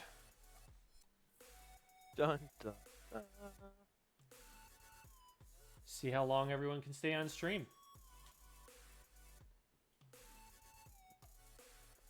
Winner of this will play Cloud Clout in Losers Finals. Winner of that will play against Froggy and Grands. So we've got either 3 or 4 sets left, depending on whether we see a Grand Finals reset.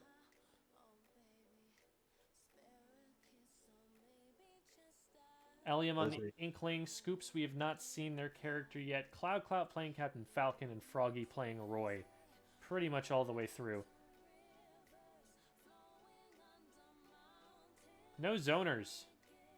It's interesting. We saw, a snake and a wee fit earlier, but otherwise, just everyone's out of there. It's going to be all fast. Going to be all aggression. Going to be some woomies. Going to be some... Yes!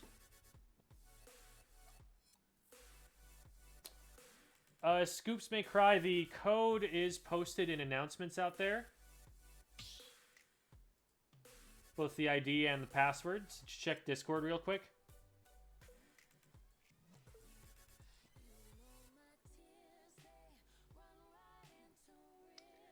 Just trying to make sure that we don't get stream sniped here. We don't get somebody joining who's not supposed to be in.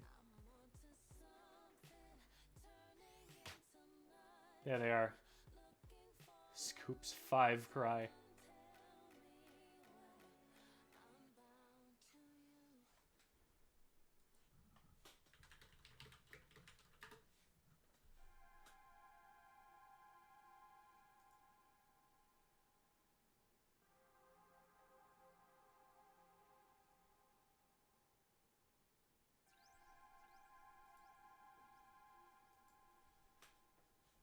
Been playing some Devil May Cry, have you?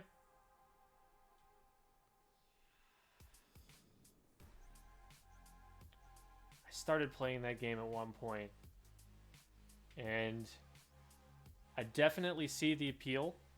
There was a moment where I locked into this absolute flow state and was just rattling off combos I didn't even know I knew. It felt so cool, but haven't been back into it recently.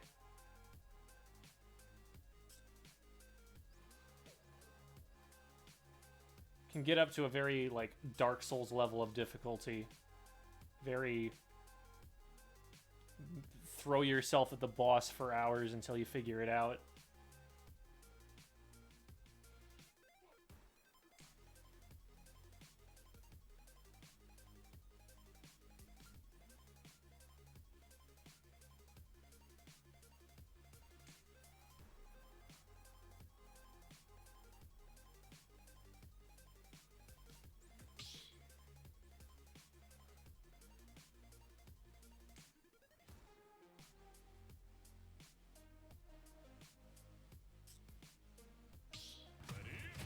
All right, here we go. We got a Terry.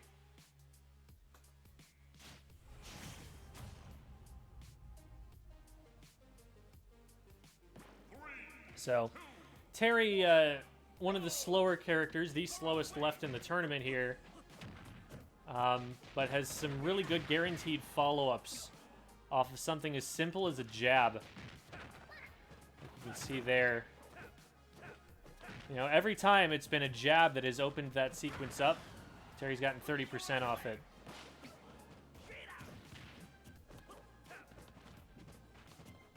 And those are KO options, too, you can combo into once Inkling gets towards that percent. There it is. Very clean so far. Scoops has gotten hit only a handful of times. Just kind of standing there, waiting for Elium to run at him, and then jabbing and getting his damage off. Come on, Terry.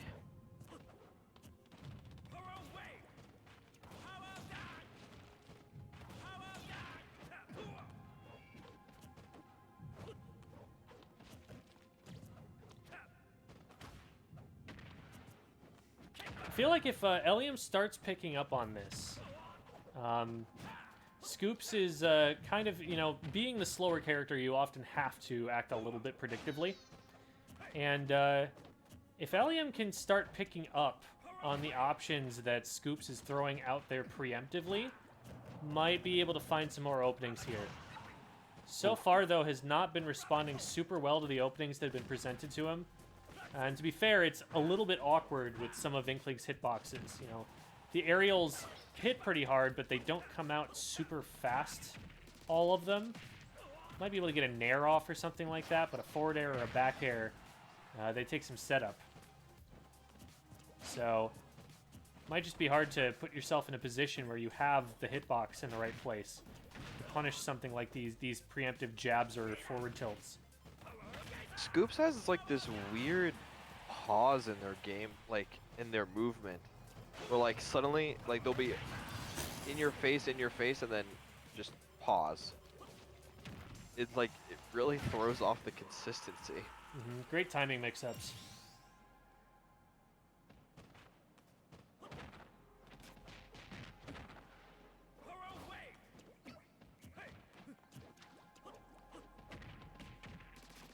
Great opening here from Elium. See how he can follow up on it. Able to save it with the roller there. Scoop probably could have gotten out, but I like the use of the bomb to stall. That was great. Got him off stage now. Hits him with another bomb, but lands right next to him on the recovery. Can't imagine that he wanted to be there.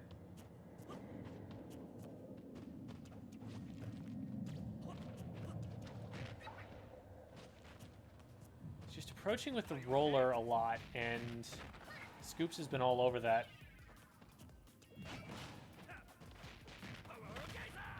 Oh, wow. Predicting a roll, maybe? Or maybe he got the directional input off. You are rewarded as Terry for putting in the original, you know, fight stick inputs on the control stick. Which might make it so that you accidentally reverse it or something sometimes. It's a bit of an execution barrier for us mere Smash mortals. I can't believe that did it. Scoops able to take care of business, though, on the last stock. Looked pretty comfortable all the way through there. You know, you never want to get to last stock. You never want that to be the case. But was never really threatened that much.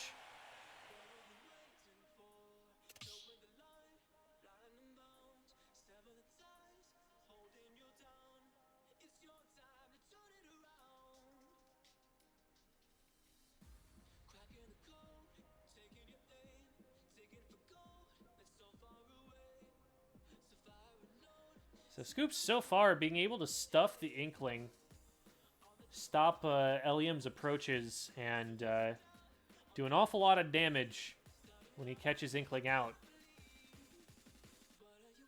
Not enough flex seal. I want to see Elium using his own mobility a little bit more, trying to be the one that is mixing Scoops up, the one that is, you know, threatening Scoops and then making him miss.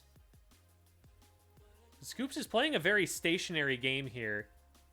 He's not got the mobility to really rush down the Inkling here, so I want to see Elium using his space a little bit more and trying to kind of weave in and out to get some more openings in neutral.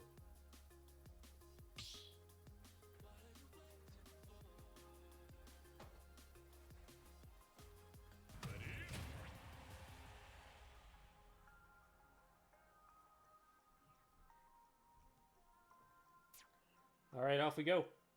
Could be the deciding match of losers semis here. Or it could take it to a game 3. If Elium's able to figure something out here.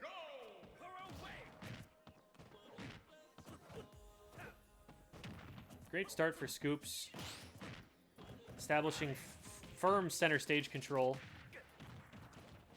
Even after getting hit there, still able to contest center because of the positioning they were at.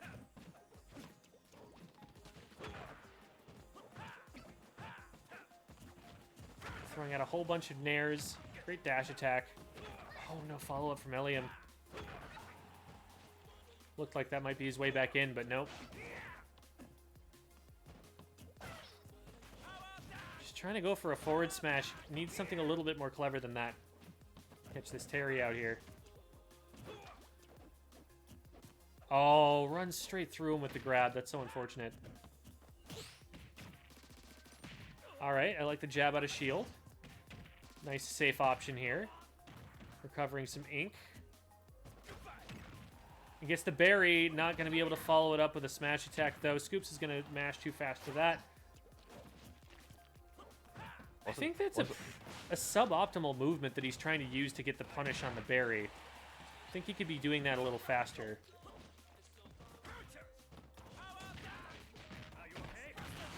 Oh, gone. Just disappears. See you in the next millennium. No chance. Yeah, he's gotten deleted a couple of times in this set. There we go. That's what I'm talking about.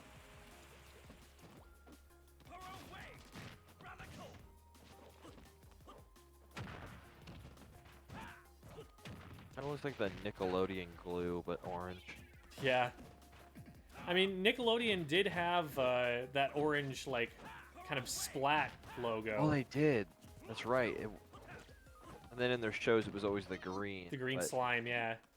Oh, you know what? It does look like that logo. Copyright infringement? What? Somebody call Nintendo definitely would go for it if they thought they could win money from it. They don't do anything if they can win money. Oh boy. Eliam off stage here in a tricky spot. Good shield. Gosh, this is so even here in game number 2. Mm-hmm.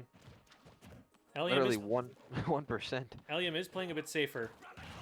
Relying on these reactive aerials here to try and keep the Terry out. Just having trouble getting confirms into KOs. If Inkling has no ink and goes to recover through like when they become the squid, can they still be the squid even though they're like technically using ink? I believe the up B works. The ink trail behind is more like they're jumping up out of their ink and it's splashing up behind them. Ooh. Spends a little too long throwing the splat bomb there and does not have the recovery distance needed, so they're still in good shape here. They're even with Terry. Haven't been hit yet. You know, the challenge here is they've got to kind of play really safe around when they give Terry 100%, when they give him that go meter. Because the go meter has been really powering up Terry's KO confirms. Ooh, that almost KO'd. No DI. I like the back air, but I was scared the up B was not going to come out in time. Good air dodge. Gets a little bit of ink back. Great pressure here from Scoops. Well done. Will they find themselves into losers finals? Oh, can they mash out in time? And they don't, but the blaster doesn't KO yet. Terry's the go meter. This is insane. That might do it. This is it. Ink brush. That's all they needed. Yeah, that's it. Oh, Eliam able to figure it out and take game 2 much closer on that second game. This is going to be an exciting game 3 set here.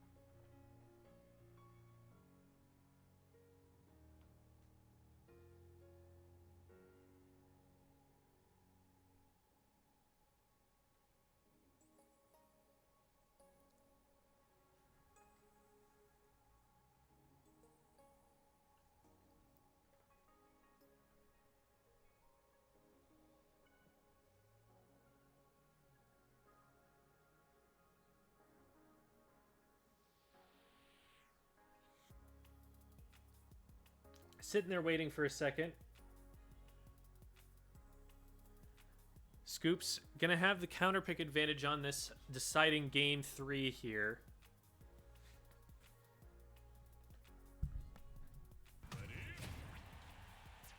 If I'm Terry, I'm thinking I probably want to shut down Inkling's approach options. I'm thinking something like a Lilat, make it difficult for them to move around.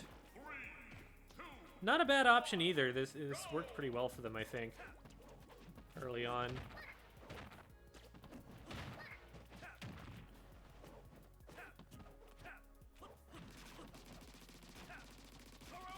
Oh man, just taking so much damage from that. Look at how orange that man is.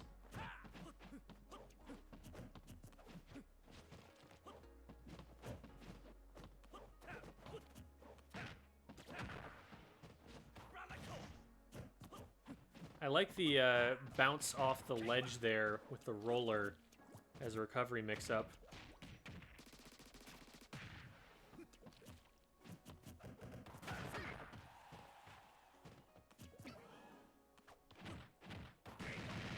Scoops with some great damage there. Not going to KO just yet, but that will. Just dashes in, gets the uppercut.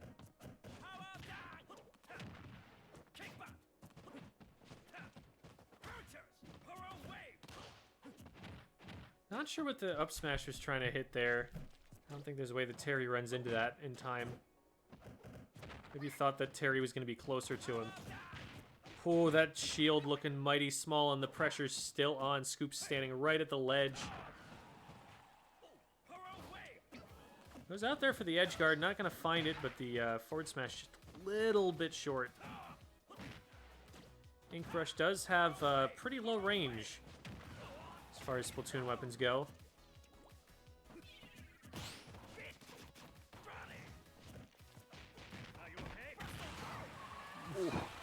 Deleted. Just gone. See you later. We'll see you next week. All right, let's see if Elium can clutch up.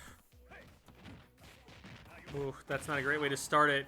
38 damage off of a jab.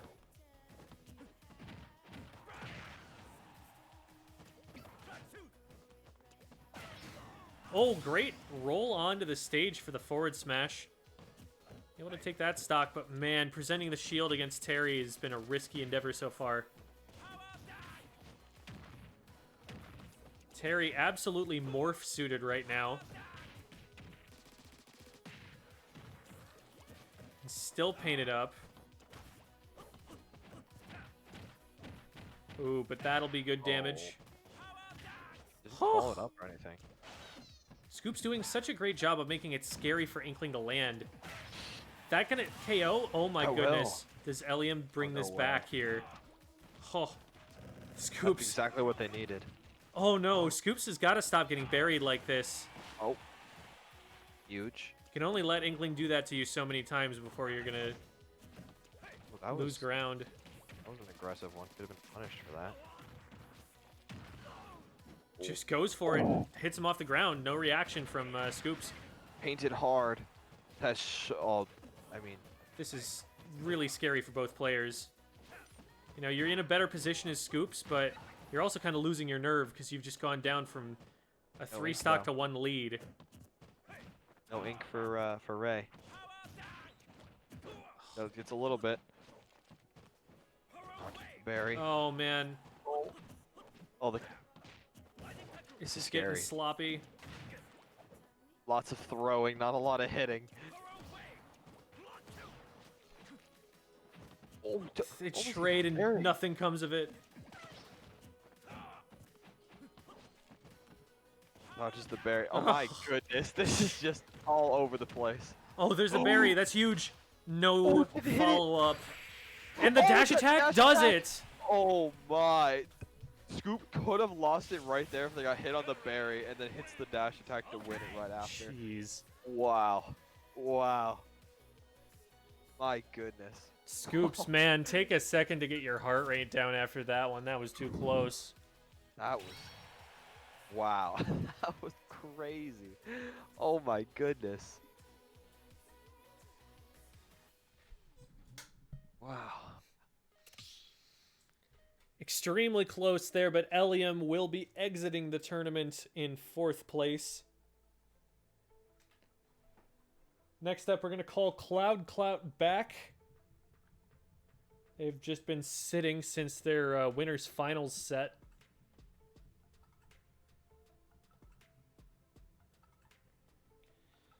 And we're now in best of 5 territory.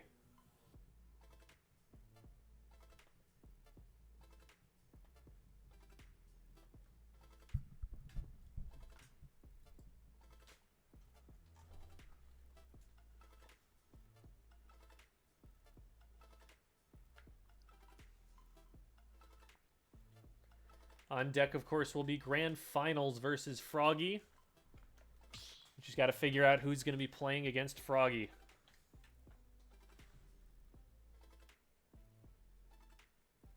Cloud Clout was the one who made it into Winners Finals and lost that first set versus Froggy. Did take a game, but it was looking pretty solid from Froggy. Scoops, meanwhile, after dropping into losers round 1, has been on an absolute tear, taking out 2 of the favorites to win the event in Dow and Xanifer.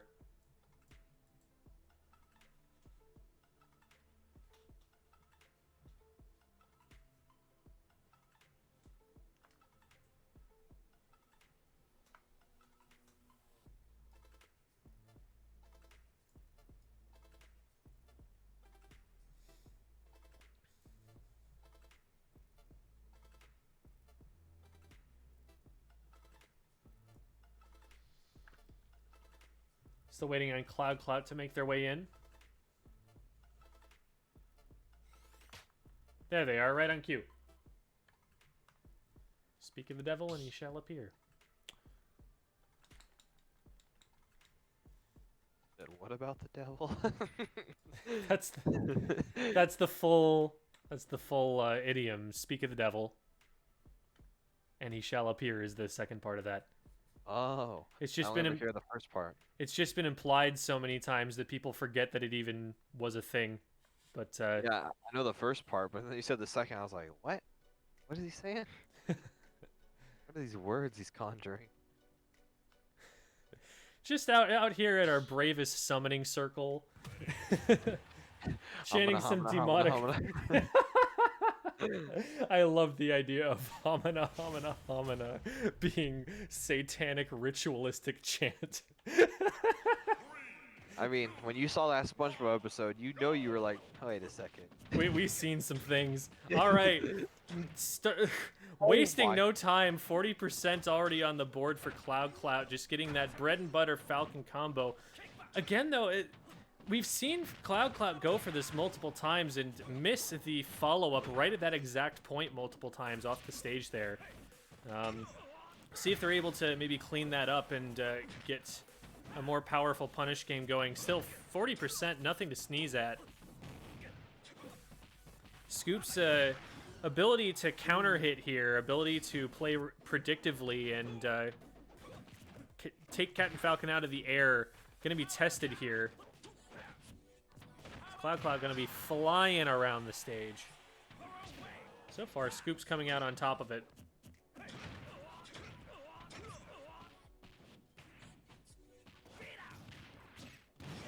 And there's the up B out of the shield. Not quite going to KO. We'll see if Scoops is going to be able to put this go meter to the test. Ooh, that's dangerous for Terry. Oh, the dash deck doesn't reach, though. Cat and Falcon goes off stage there. I feel like he can clip Scoops in multiple different ways. And that should do it. Cat and Falcon deleted off the map. Scoops able to claw it back into a slight lead. But slight being the key word here. I don't even know if he can take another dash attack.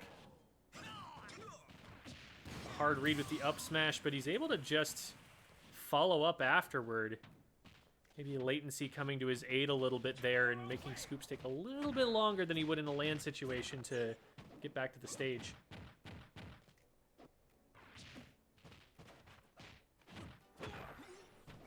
Great interrupts from Scoops. Cloud getting caught out a few times here.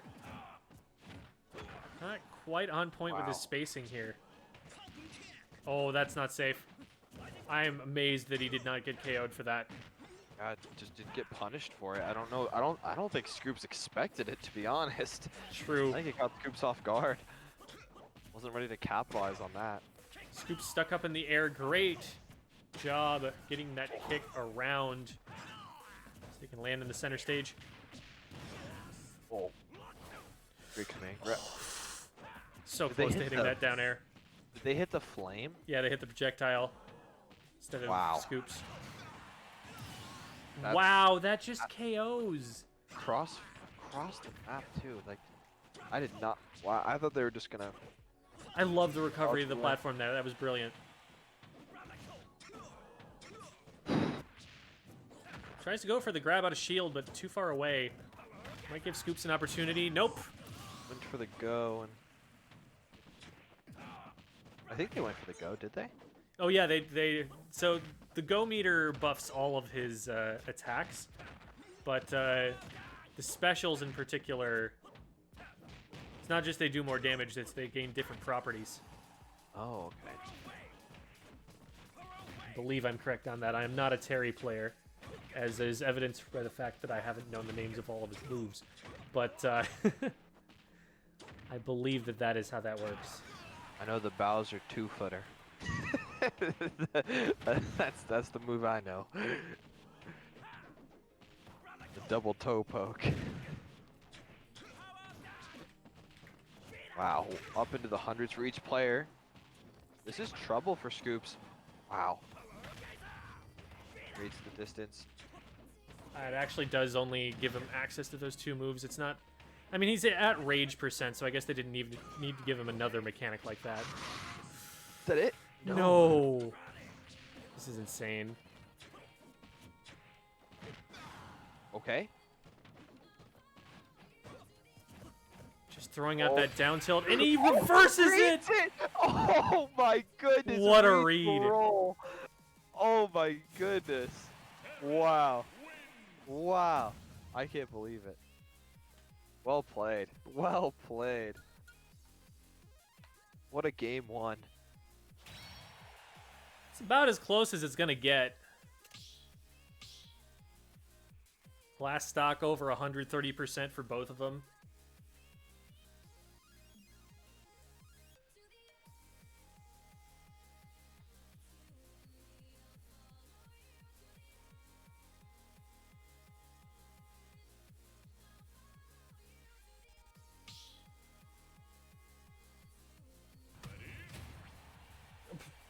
They pull out the Terry themselves.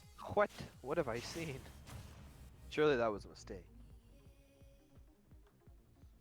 3, 2, 1, go! You can't. Stop it. I'm the real Terry. I'm gonna have so much trouble telling them apart. Cloud is slightly bluer. Yeah, the teams are washed. Or what do they call it? Like bleached? Yeah, washed out. Alright, well, Matt with a crazy start here. Matt of Terry main?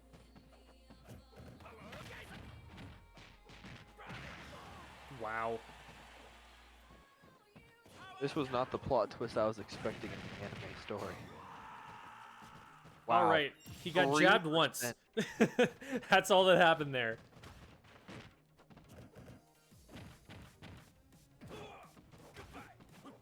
Wow.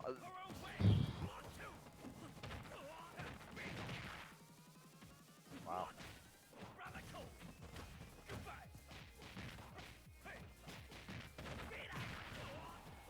Guess we're playing Fatal Fury instead of Smash Bros. Today.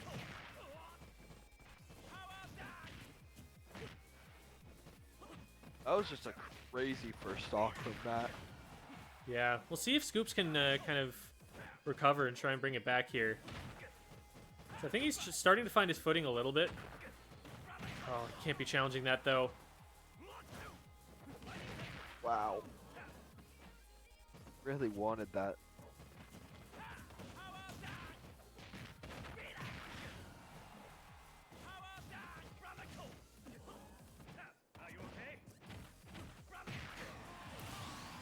Wow. The crazy thing is that Cloud lost the last game. Like, he's doing this on Scoops' character on the counter pick. He's on track to 3-stock him.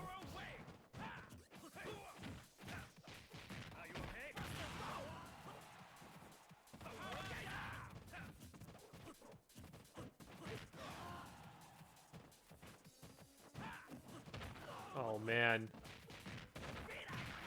He's catching Scoops swinging. Not quite able to get the read there, but the damage is done at this point, you have to think. Derry doesn't have a kill throw to work with there, so that's not even going to KO yet. 200%.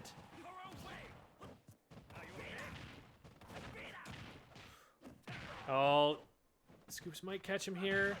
Able to chase him down, finally gets the first stock. Is going to have go meter for the rest of this game for what that's worth.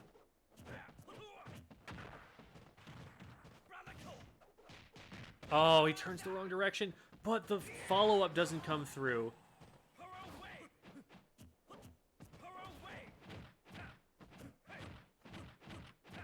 Literally just down tilting over and over again until he can follow up. All right. There it is. Cloud takes one back on his opponent's main. What in the world does that do to the character matchups here?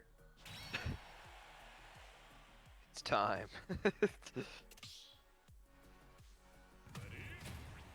They just lock it right back in. The immediate run back. No stage discussion, no nothing. They're going right back. That is a salty run back if I have ever seen one. Cloud kind of rubbing it in a little bit. But so far has taken the worst end of these trades.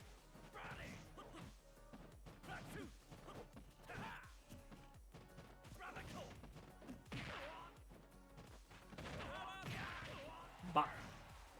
Scoops still has not been touched. Goes for the spike, doesn't catch it, and that's the first damage Matt's going to be able to get.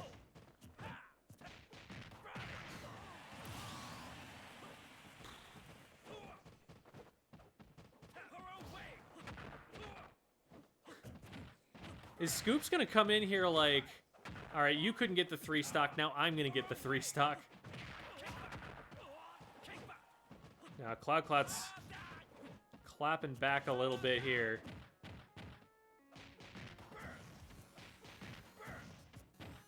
They both get jab, and then they get their third hit shielded.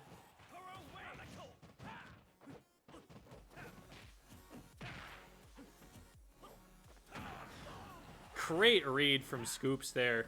Just stands still and throws the smash attack the other direction.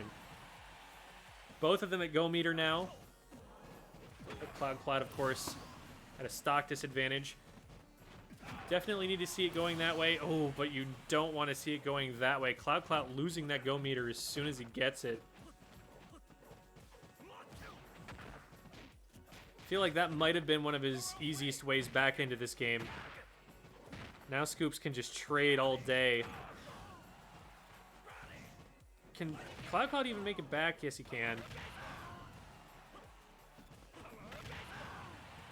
He gets the read in the opposite direction. Whoo! Scoops, though, in a pretty comfortable position. He obviously wants to finish it here and now. But even if he doesn't, it's not the end of the world.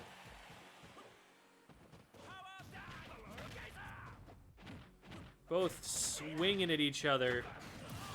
Cloud finally gets that hit. Scoops just has to play his solid stock here. And it should be his. Dash attack almost going to KO. Not quite, though.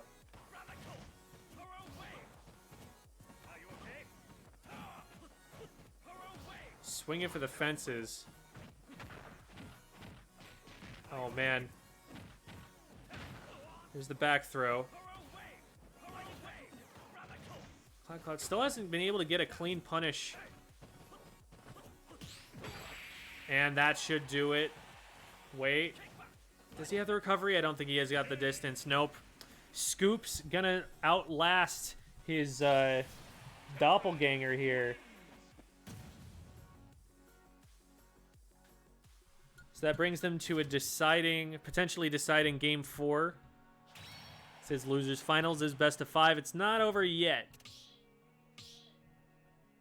But Scoop's at the advantage here, only has to win one of the next 2 games, and they'll be able to advance.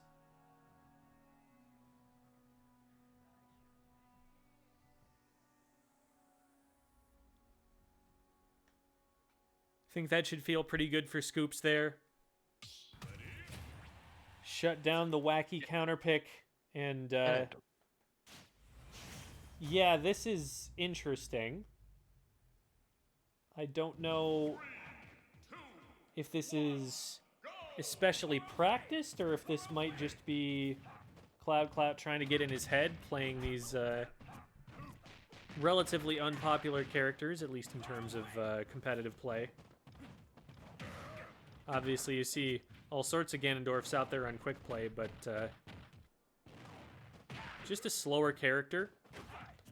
Bit more difficult to actually land your damage, which in a land setting can be pretty difficult to overcome. Oh man, that actually does it. Wow. Wow. Didn't go to ledge, tried to land on stage, and Ganondorf able to just Sparta kick him off. So I'd definitely consider that a low percentage KO, not something you can rely on. If Scoops is able to clean this up pretty quickly, then he's in good shape. Oof. Don't want to be taking those too many times, though. Oh. Cloud puts himself off stage. Scoops misses the edge guard. I thought they were about to go for the spike.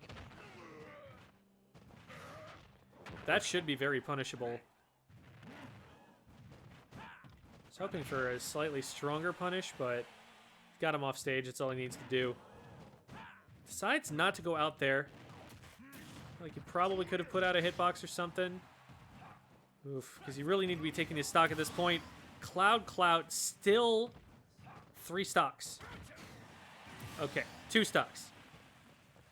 But this is a similar situation to how it worked in Game 2 here, where Cloud came out with a new character and up 2 stocks to 1, just from throwing some things out that it didn't look like Scoops was really ready for.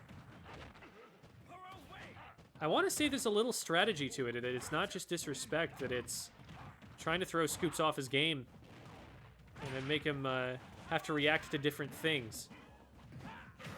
Oh no, you can't be swinging at that. That covers exactly one option. Those are low percentage edge guards. Powerful forward smash, though. This might be the equalizer for Scoops. I really want to see him maybe going out there and throwing out an aerial or something. Ganondorf's recovery is a pretty predictable trajectory. Worst case scenario, you know, he goes for the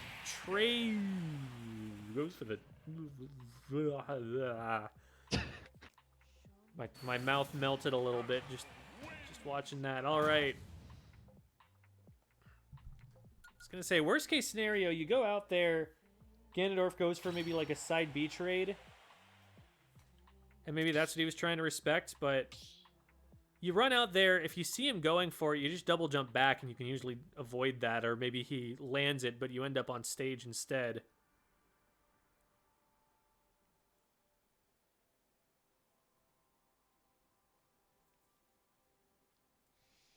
All right. It's 2-2. So does Cloud stay the same character? Does Scoops stay the same character? I feel like, based on how Game 2 to Game 3 went, you expect that Scoops is going to be able to adapt a little bit, and that this next game might go better after he's seen all of the silly stuff he's got to watch out for. Min. Interesting.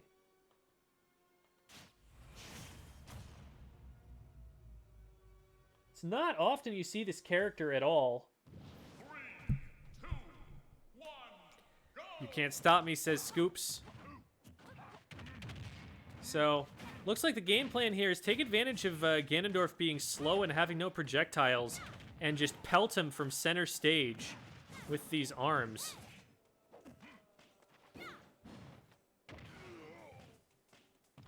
So far, it has been working swimmingly, but I'm worried what happens if Ganondorf does get in on him. He's figuring it out pretty quickly that he has to get in. He's using those platforms to great effect. Min Min is able to throw out up smashes and is also able to angle the disc forward smash up to hit the platform, but it's significantly less damage than getting hit with something like a strong Ganondorf aerial or a smash attack. Scoops is going to have to kind of account for Cloud coming in from above. He has not been doing that so far. I almost want to see him like getting up on the platform and throwing out attacks from there. Oh, and he snipes him with the dragon hand. That's insane.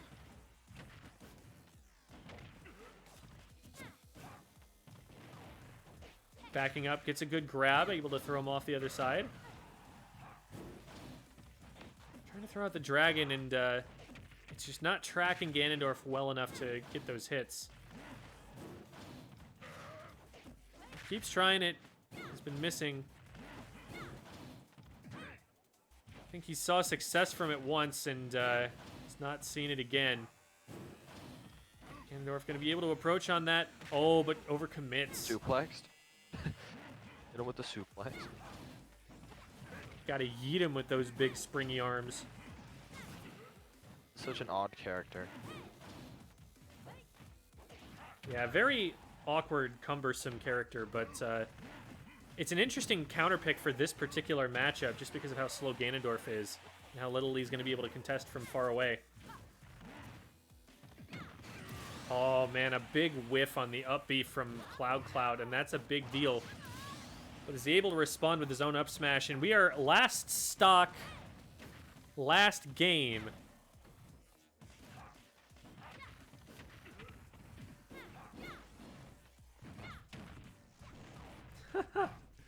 Froggy's sister coming in with a message that started off with, "Hi, I'm his sister," and then promptly got banned by Automod for what they said next.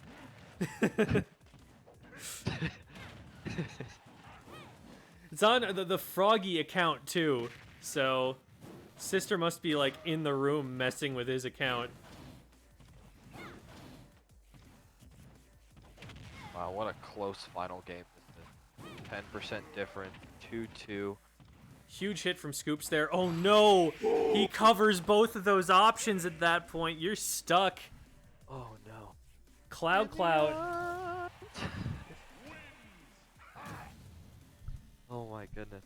Cloud winning it with the King of Evil and winning the rematch. Shocked. I'm shocked that I did not think that character change was going to be like the winning character, to be honest. I thought it was just like a, well, we got to try something. I did not expect it to work out, but impressive. Kind of wild. Yeah, the Min really threw me there. I was expecting that just like in, from game 2 to game 3, he was going to adapt, run the same character again, and know it better this time, but risks it all on a character that, as far as we know, has not been played all tournament. It ends up not panning out. So it's going to be Froggy versus Cloud Grands.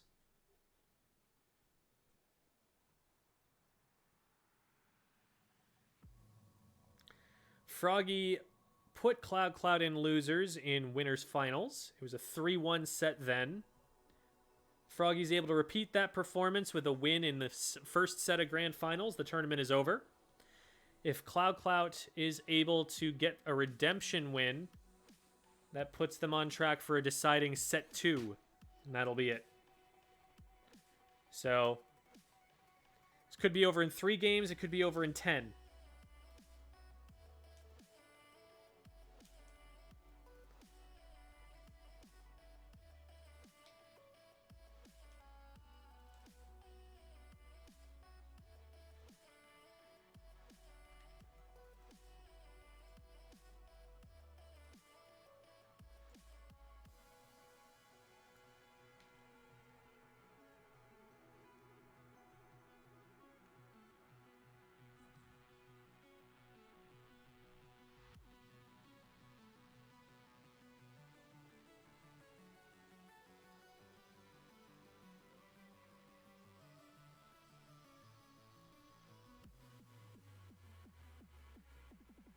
Hi, Froggy's sister, question mark.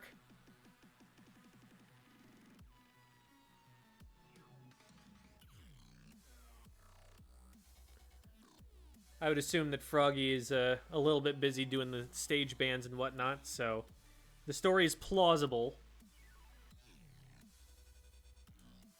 Would Froggy catfish as his own sister? Chin scratch.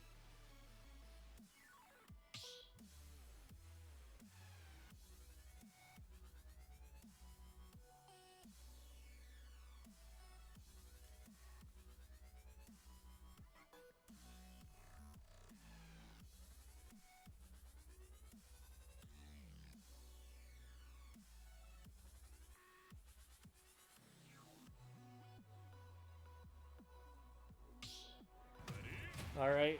Oh, sticking to the Ganondorf, actually. That's interesting.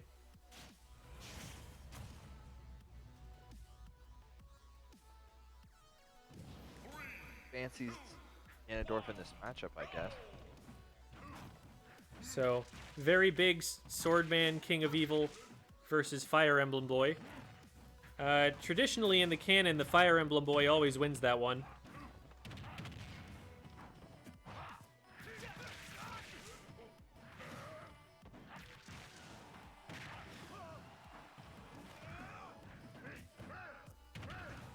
Ooh, that was a really low kick. I'm surprised he's actually able to make it back from that.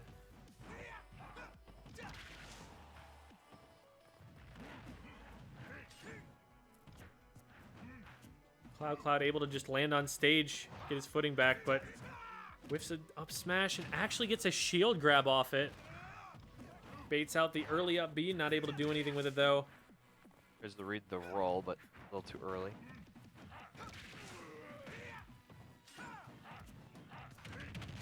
And the Nair out of shield will catch him. So Cloud in the lead here.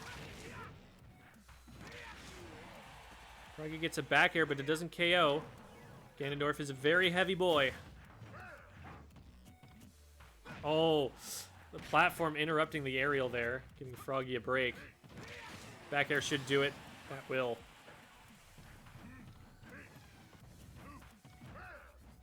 Froggy needs to find his footing here, and that will give him an opportunity. It's a good 35% off of that opening.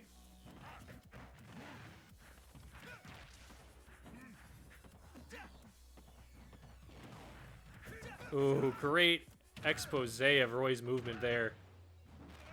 Actually gets crossed up, though. Great play by, great defensive play by Cloud.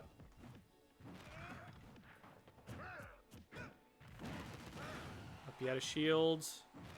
Hits at such a low angle. That's so scary for Roy.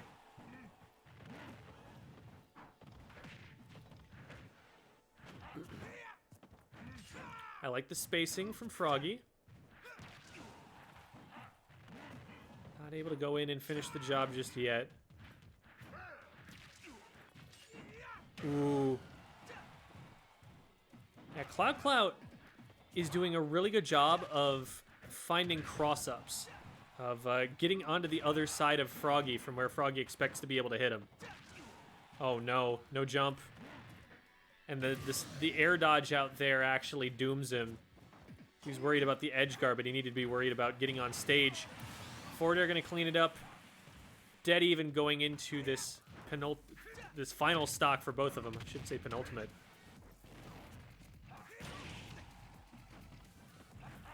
So far the trade's going in Cloud's favor. Froggy gets in though. Some good damage there. Oh. Dangerous to challenge that, but does manage to make it work.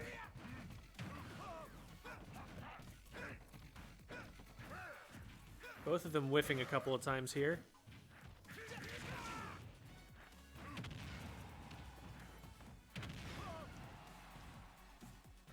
Ooh, you gotta watch out for something like a Ganondorf up air or an up smash on the roll up. Man, Cloud has been really heavily relying on that up smash to cover ledge options. It does cover a lot of them, but it doesn't cover everything, and Froggy needs to start figuring out how to get around that pronto.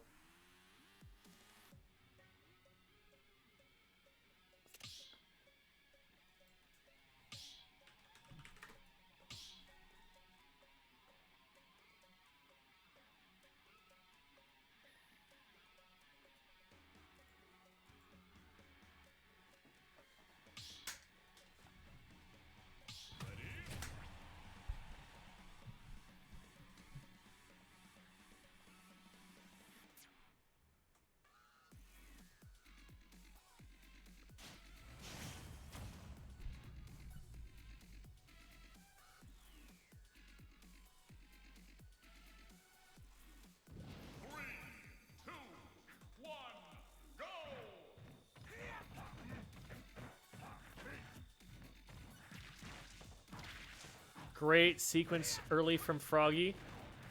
Gets some good damage. Hits him with a nair again, but not able to keep the juggle going.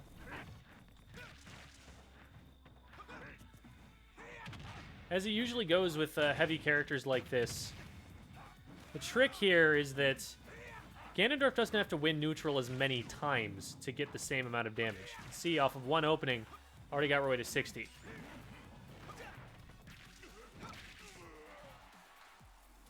Like my boy Bowser. There you go. Just needs to hit hard a few times. So it's on Froggy here to play cleanly enough that Cloud just doesn't get enough times. Oh, it doesn't punish. That was a big whiff. Again with the cross-ups. Okay, grab. Oh, what? Like, we can fault Froggy for not being in a position to cover it, but Cloud is making it really hard for him to determine which side he needs to swing at.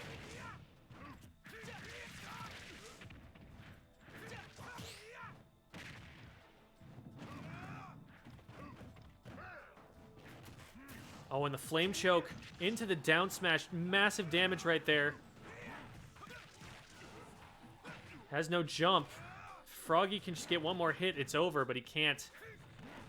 Roy's recovery just not going to be good enough to get him back to the level if he tries. Decides not to go off the stage. I think it's wise there. Oh, he could have shield grabbed. Decided to roll away instead. Now he's stuck up on the platform. Able to sneak his way down. And actually gets a side B combo for it. Back air almost KOs. Oh, if he had short hopped there, that would have worked.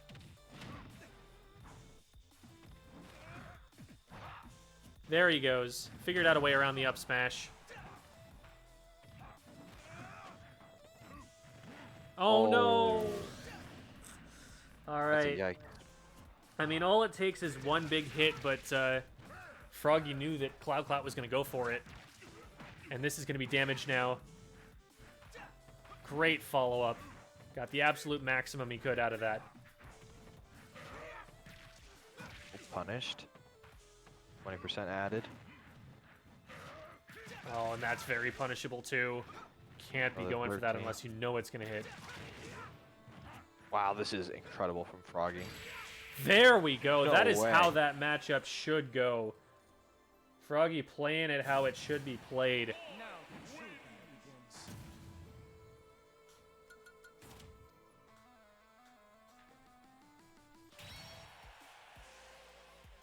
Oh, hey, Devi's got the pom-poms emote now. Let's go. That's a new one right there. Welcome, Devi. It's Grand Finals set 1. We're tied up at 1 game apiece. I should put down that Cloud Clout here is on the loser's side. So if they were to win this set, then it would reset into a set 2.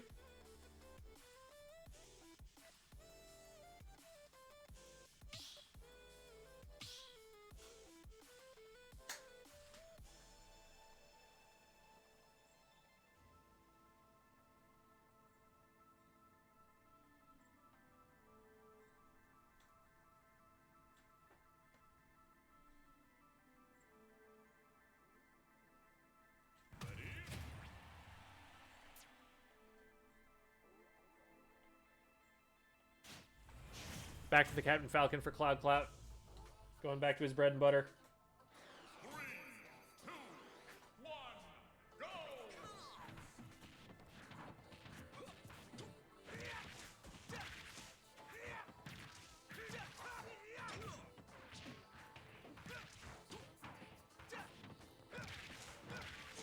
Good start for Froggy. Has Cloud off the right side here. Cloud really likes to start off with an explosive combo, and just has not gotten that opening just yet here. Gets a number of up airs there, but not able to take Froggy off the ledge. Really reset stage position at all. Ooh. Good mix up with the Falcon kick.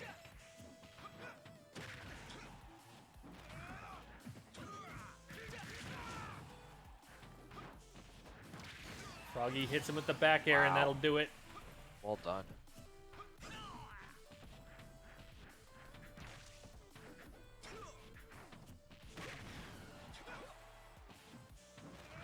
Froggy just playing it super safe on the recovery. Gets the shield, but gets nared off stage. Still going to recover here. Great high recovery there. Cloud not able to cover it.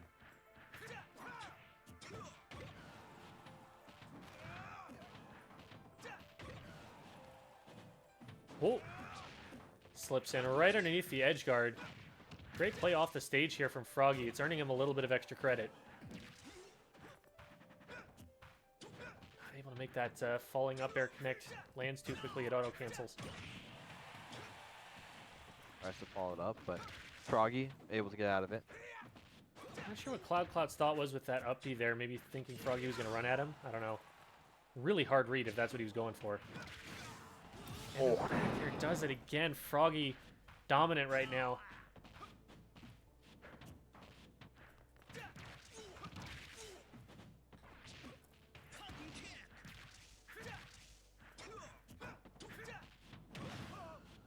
Back throw might actually do it. Nope, not finding it. Oh, but Froggy goes down too low. And I totally respect it, because if he hits that back air, Cloud loses that stock at 38% and it's game over. So, honestly worth the risk. You're not losing a stock that's worth too much to you anyway, at that high of a percent. Cloud with a good recovery angle, recovering low so that Froggy can't run out after him with a forward air. Who gets the command grab? Oh, great play so far from Cloud on this last stock. And he trades. That's so perfect. That was amazing. Wow. 88%. It ain't a dream. Actually just didn't follow up on the combo after he confirmed it. Oh, no. Wow, well done. And Cloud's comeback story is cut short at 1 stock 0%.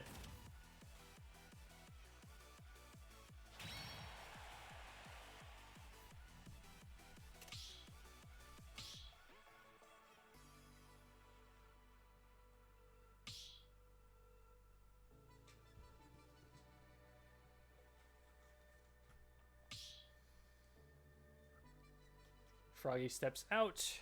Might just be changing the map here. Let's see what they end up going with. Yep. Oh.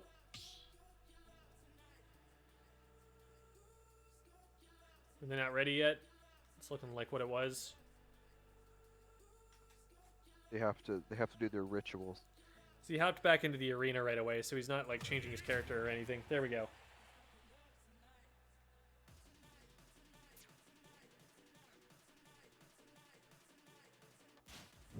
All right. Well, this could be the final game, or will we see a game 5? This is either the last game or we've got 6 more. Now, Froggy wins this. That's the tournament. Cloud gonna have to win the next 2 to get to the reset that they're looking for. As long as I've seen without a hit.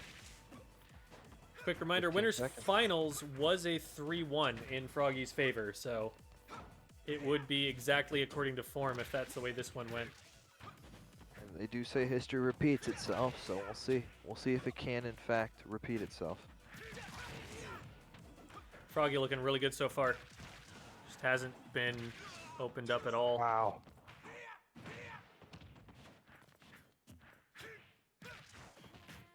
Oh my. Doing a great job with the retreats here. Ooh. Because he can retreat and then just throw out a turnaround jab. And that stuffs a lot of approaches. Especially with a character like Captain Falcon, who has to get into melee range. Oh, that back air was such a good idea and just so barely off. No punish. Can't punish. Goes all the way out there. Froggy able to make it back. Nothing catastrophic for either player. Oh. Again, it's seeming really hard for Froggy to punish the Captain Falcon up B. Oh, he scares him away. He didn't even have to ledge hop after that. Froggy just held way too far out to recover. Froggy missing like 3 or 4 big damage. solid opportunities to finish that stock off, and they end up losing it.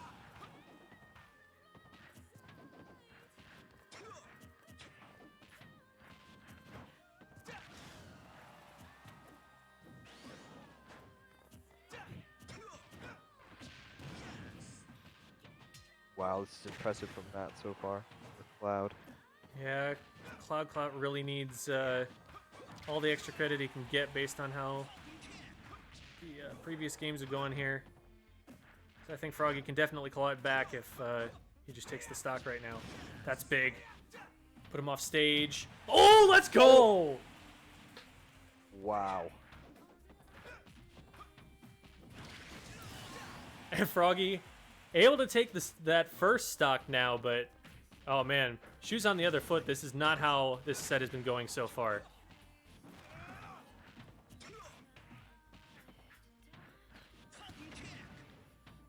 Froggy can't afford to drop this game and still take it back in game 5, but you know you never want to have to count on that.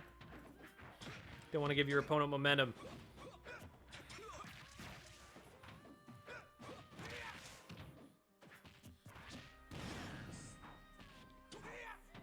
Cloud just going for these offstage maneuvers. Worked once.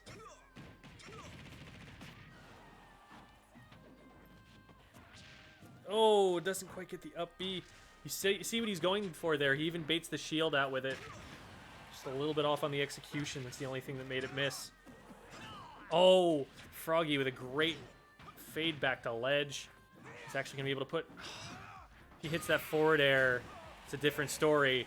But Cloud taking that game pretty convincingly. Gonna force a game 5. Yeah, it wasn't great from Froggy there.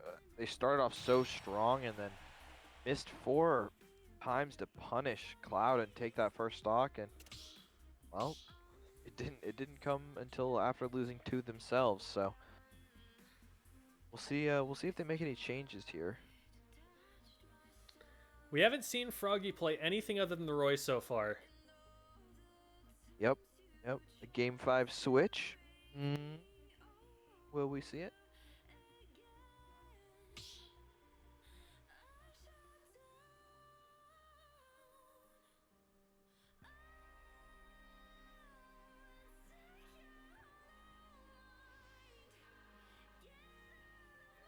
This will either be the end of the tournament, or it'll set us up for an entire new best of 5. Same matchup. This is do or die.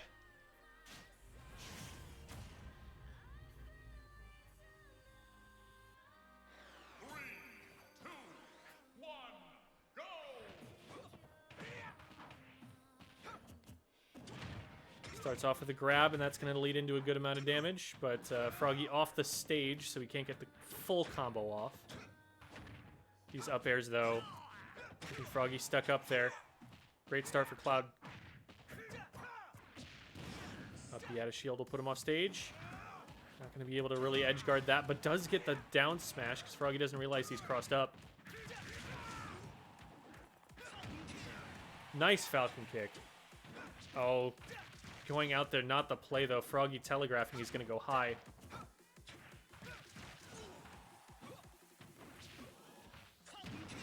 And the Falcon kick might just do it. Oh, not quite. If that had been anywhere else on stage, would have KO'd. Dash attack also close to KOing at this point. But Froggy's got his stock, and as long as you've got that stock, anything can happen. I feel like this was a strange stage pick for Froggy. They were struggling being stuck in the air. They were able to do what they needed there with it, but in the last few matches, them in the air has been trouble with Matt following it up. I didn't feel like they'd want to be above Matt more than they have to be. The Captain Falcon juggle is more on the guaranteed side, and so if anything, you know, the platforms are going to give you an option to land on it and get out of it, and force him to follow up a little bit differently.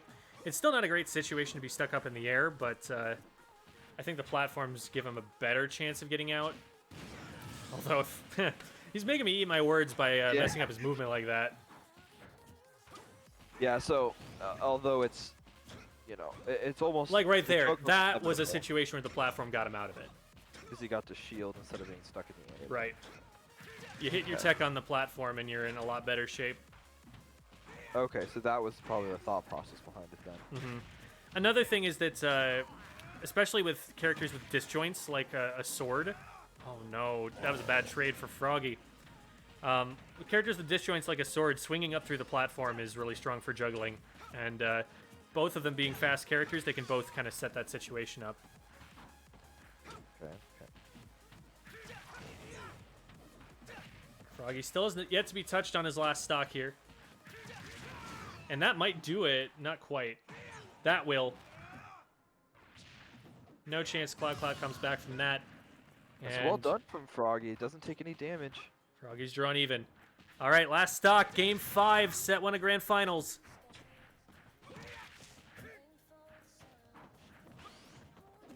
Dodges it well. Great grab.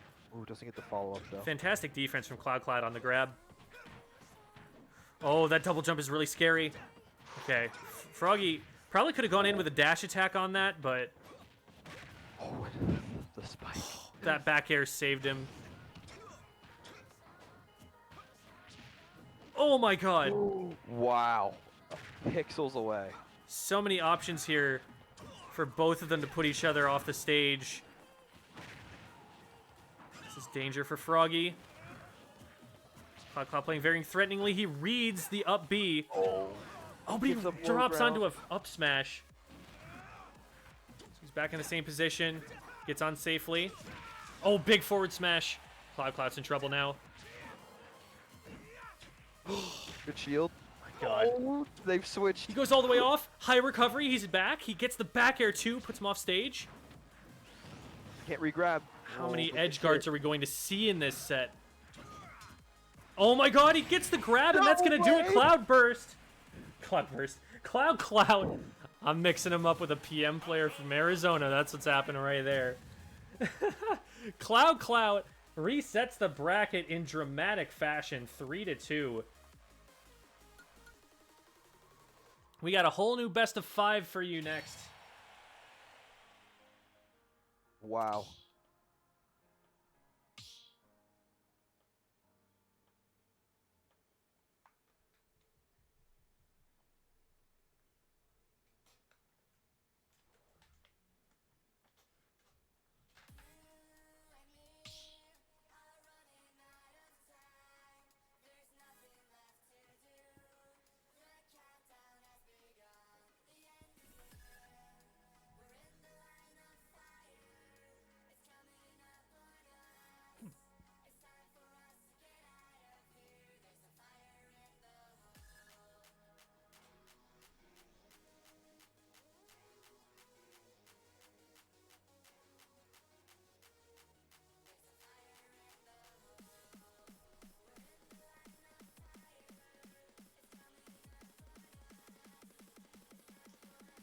All right.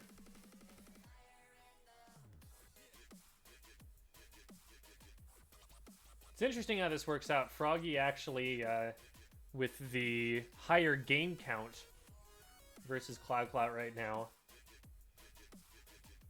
Being up 5 games to Cloud's 4.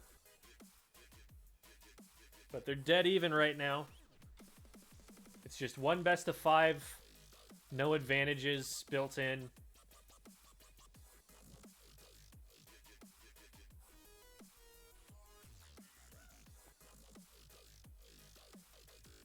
If I had to guess, I'd say that they're going to stick to their guns. They're going to play the same characters. Although, if we do see a character switch, I would think it would be most likely to come from Froggy, just because the Captain Falcon won 3 games and only lost 1 on the last set. One of those was a Ganondorf loss, so... You know, the Vegas odds would probably be on Cloud at this point. But you also have to factor in that sometimes a player isn't quite at 100% if they've got that extra set to fall back on. It's always in the back of their mind, I don't need to win this. Now they need to start winning.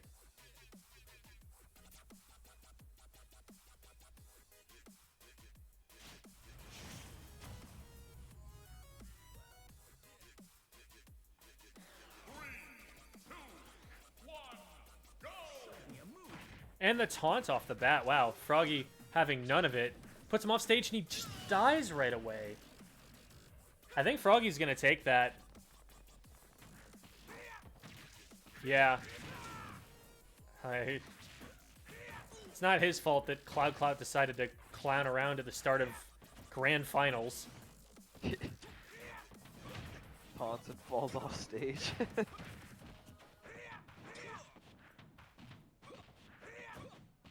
Built different. It's not even like taunt to get bodied, it's taunt to body yourself. Taunt just to taunt yourself. So if Cloud's gonna make it into this, he's just gonna do it from being pretty far behind.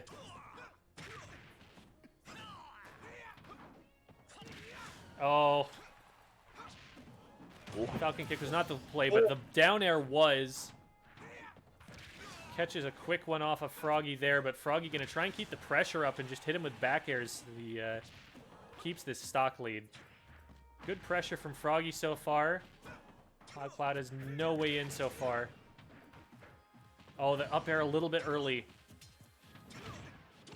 Wait. Froggy's off stage. Cloud in a power position with Rage. He had a shield. This is the equalizer that Cloud needs. He needs to not get hit with a back air right now. Up smash actually does it. No way. The No Rage way. empowered up smash doing so much damage right there. Froggy just tossing their lead away. All right, dead even.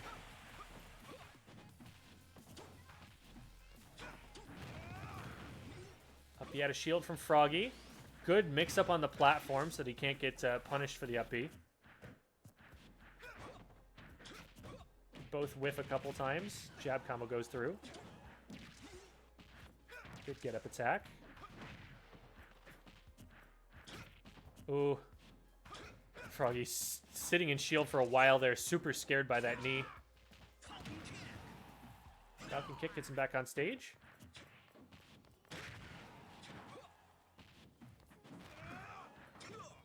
Super close. Cloud with a slight positional advantage, and he takes it all the way to the win. That's got to be disheartening. Because Cloud literally threw a stock away at the beginning of that game. Wow. Wow. Couple of low percentage stocks, relatively speaking, but Froggy cannot be happy with that.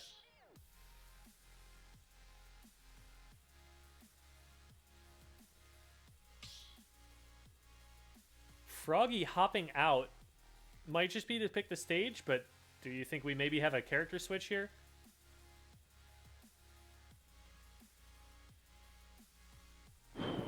I think you've got to. You've thrown it away without being able to finish multiple times. I think you got to go to a character you know you can finish with.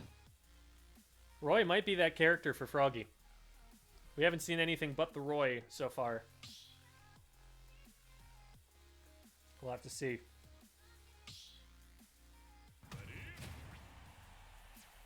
Just letting it rock.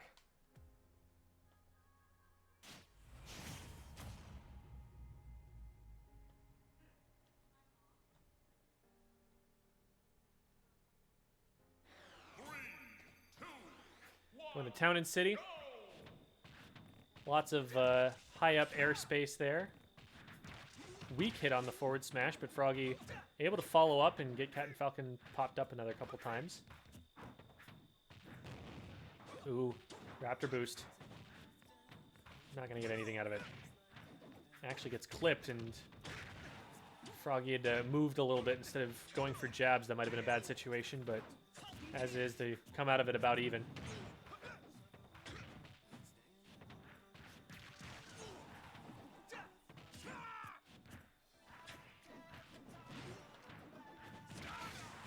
Great run back, dash cancel, forward smash.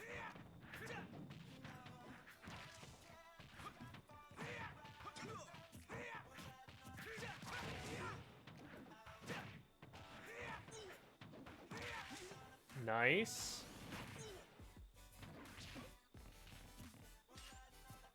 Froggy just charges a forward smash, and Cloud sits there, does nothing. Literally just stares at him like, what are you doing, man? Stare down. Could have punished it. I think he literally chose not to. And Froggy will take that to the bank.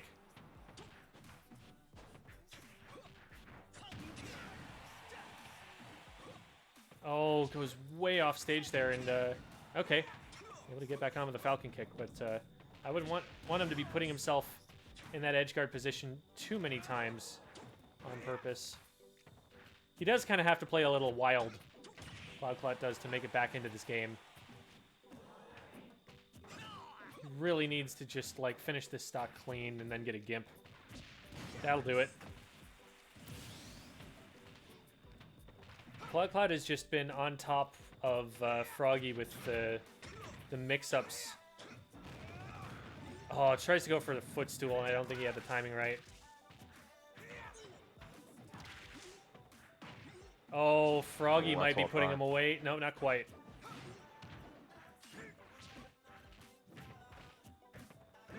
I really like the use of first hit and air there. Oh. Yeah, that trade's going to go in Froggy's favor. But you can't really fault Cloud for swinging. He really has to. It's over. Froggy making it look not that close. Yeah, definitely able to finish the stocks when they had him this time around. Might just be that there was a little bit of a gap in Froggy's mental after that first stock of the first game. And yeah, he's shoring that up now. Might also have been the stage. Stage does seem to be really good for Roy. Maybe it's when he's practiced on a lot. See what the counter pick comes through as.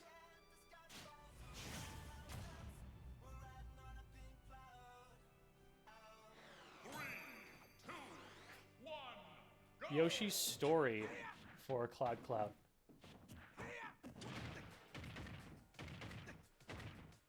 Oh, that's the full combo right there. That's what Cloud has been trying to pull off all tournament. Finally able to make it happen. He's gone for it a couple of times already. Yeah, we've seen it ample amounts, especially right off the start. Mm-hmm.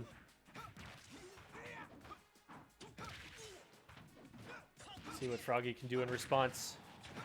It's about even on this stock, which does not bode well for Froggy. Goes for a really weird up smash read. Probably messed up his movement. He probably meant to actually dash left and just got the smash out too early.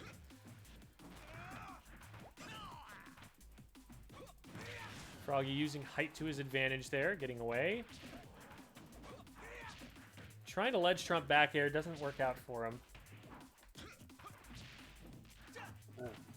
Up B out of shield was an interesting choice. Mm-hmm.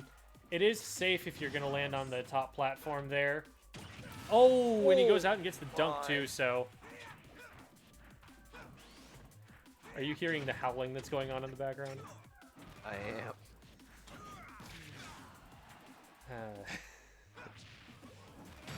Good old. Oh, okay. Three Wait, stock. okay, I did see it right. I'd just like to point out that not all of the howling you are hearing is from dogs. This is aggravated howling. This is peer pressure.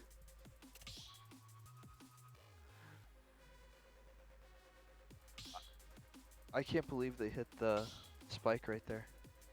Basically full health, just spiked them, gone. See you in the next game. Cloud Wow. all of a sudden on match point.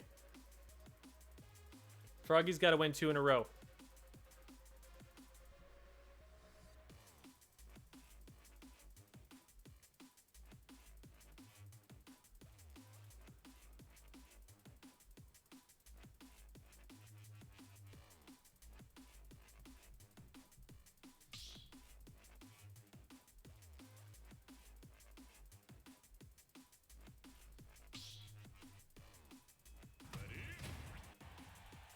All right, here we go.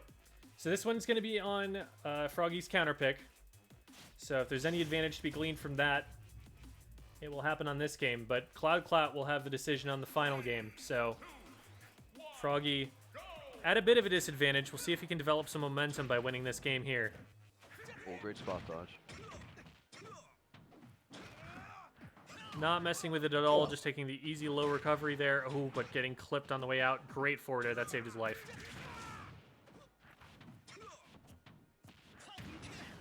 Falcon kick takes him off stage. He's able to get back down, try and reverse the situation. Great follow-up there. Good low recovery. Nothing Froggy can do to edge guard that, but can catch Captain Falcon when he gets back onto the stage here. Good forward tilt. Great down tilt. Oh, and he doesn't recover. I don't think he knew. I don't think he realized he had to press up B again. All right, a good start for Froggy. This isn't much of a lead yet. Not if Matt's able to close it out. Yeah. Not lead at all. That'll do it. Oh, no, not quite. Oh. I'll eat my words What? there. 150 still kicking. That won't. not. It went the other way. Great grab. All right, Ah, only well. 11%. That's negligible. floor pinch with Froggy's body. Off to the side.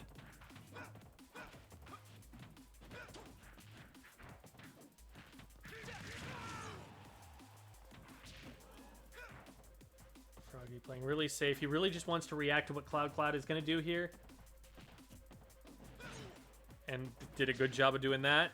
Cloud going to test his reactions here. And good timing mix-up by Cloud. The grab is literally the best case scenario for getting hit for Cloud there. And he's able to get out afterwards, so. Well played. Oh, the down tilt is huge. Oh, try to get the 2 frame. Mm-hmm. Not going to find it there, but the threat is definitely in Froggy's head right now. Sometimes it's all you need. Just the thought of it could happen. Changes up their recovery for a split second, and all it takes. Catches Froggy swinging, and actually, I think there were 2 errors really there by Froggy. Definitely could have been still on the stage right now, but it don't matter. Well done. He's going to clean it up. It's dead even. So Cloud wins this. It's the tournament. Froggy needs this for one more chance. Great start for Froggy. And also doesn't get caught by that Raptor boost, which it looked like was going to happen. Oh, he gets Falcon kicked off stage. Great job of hitting him with the up B through the stage there. That's the follow-up. Froggy with center stage control, but gets eaten by the command grab there. No! He misses the No stage! way. He thought he was going to grab ledge and didn't press up B in time. And that's how it's going to end. Cloud hanging on and taking it 3-1 in set 2 of Grand Finals. Heck of a set there. 9 games in that Grand Finals, and they played 4 games in Winners Finals before. So that's not exactly a best of 13, but like, that was a long one. Congratulations to Cloud Clout for taking it home tonight. Just want to thank you all on behalf of Bravest Esports and on behalf of UMass Boston for coming out and hanging out with us today. We had a really good time putting on the show for you guys, and I hope you guys had a fun time playing in it. We are Bravest Esports. We do esports events for all sorts of different grassroots communities, whether that be from community organizations like park districts, parks and recs associations, to schools like yours, and even schools of the smaller kid variety. We love bringing esports to anybody who will have it. Thank you guys for letting us bring it to you guys tonight, and we hope to bring it to you guys plenty more in the future. You guys are great. We always love coming out to UMass Boston. I'll see you guys next time. I've been Jem. This has been Eyes. Have a good night, everybody. Goodbye.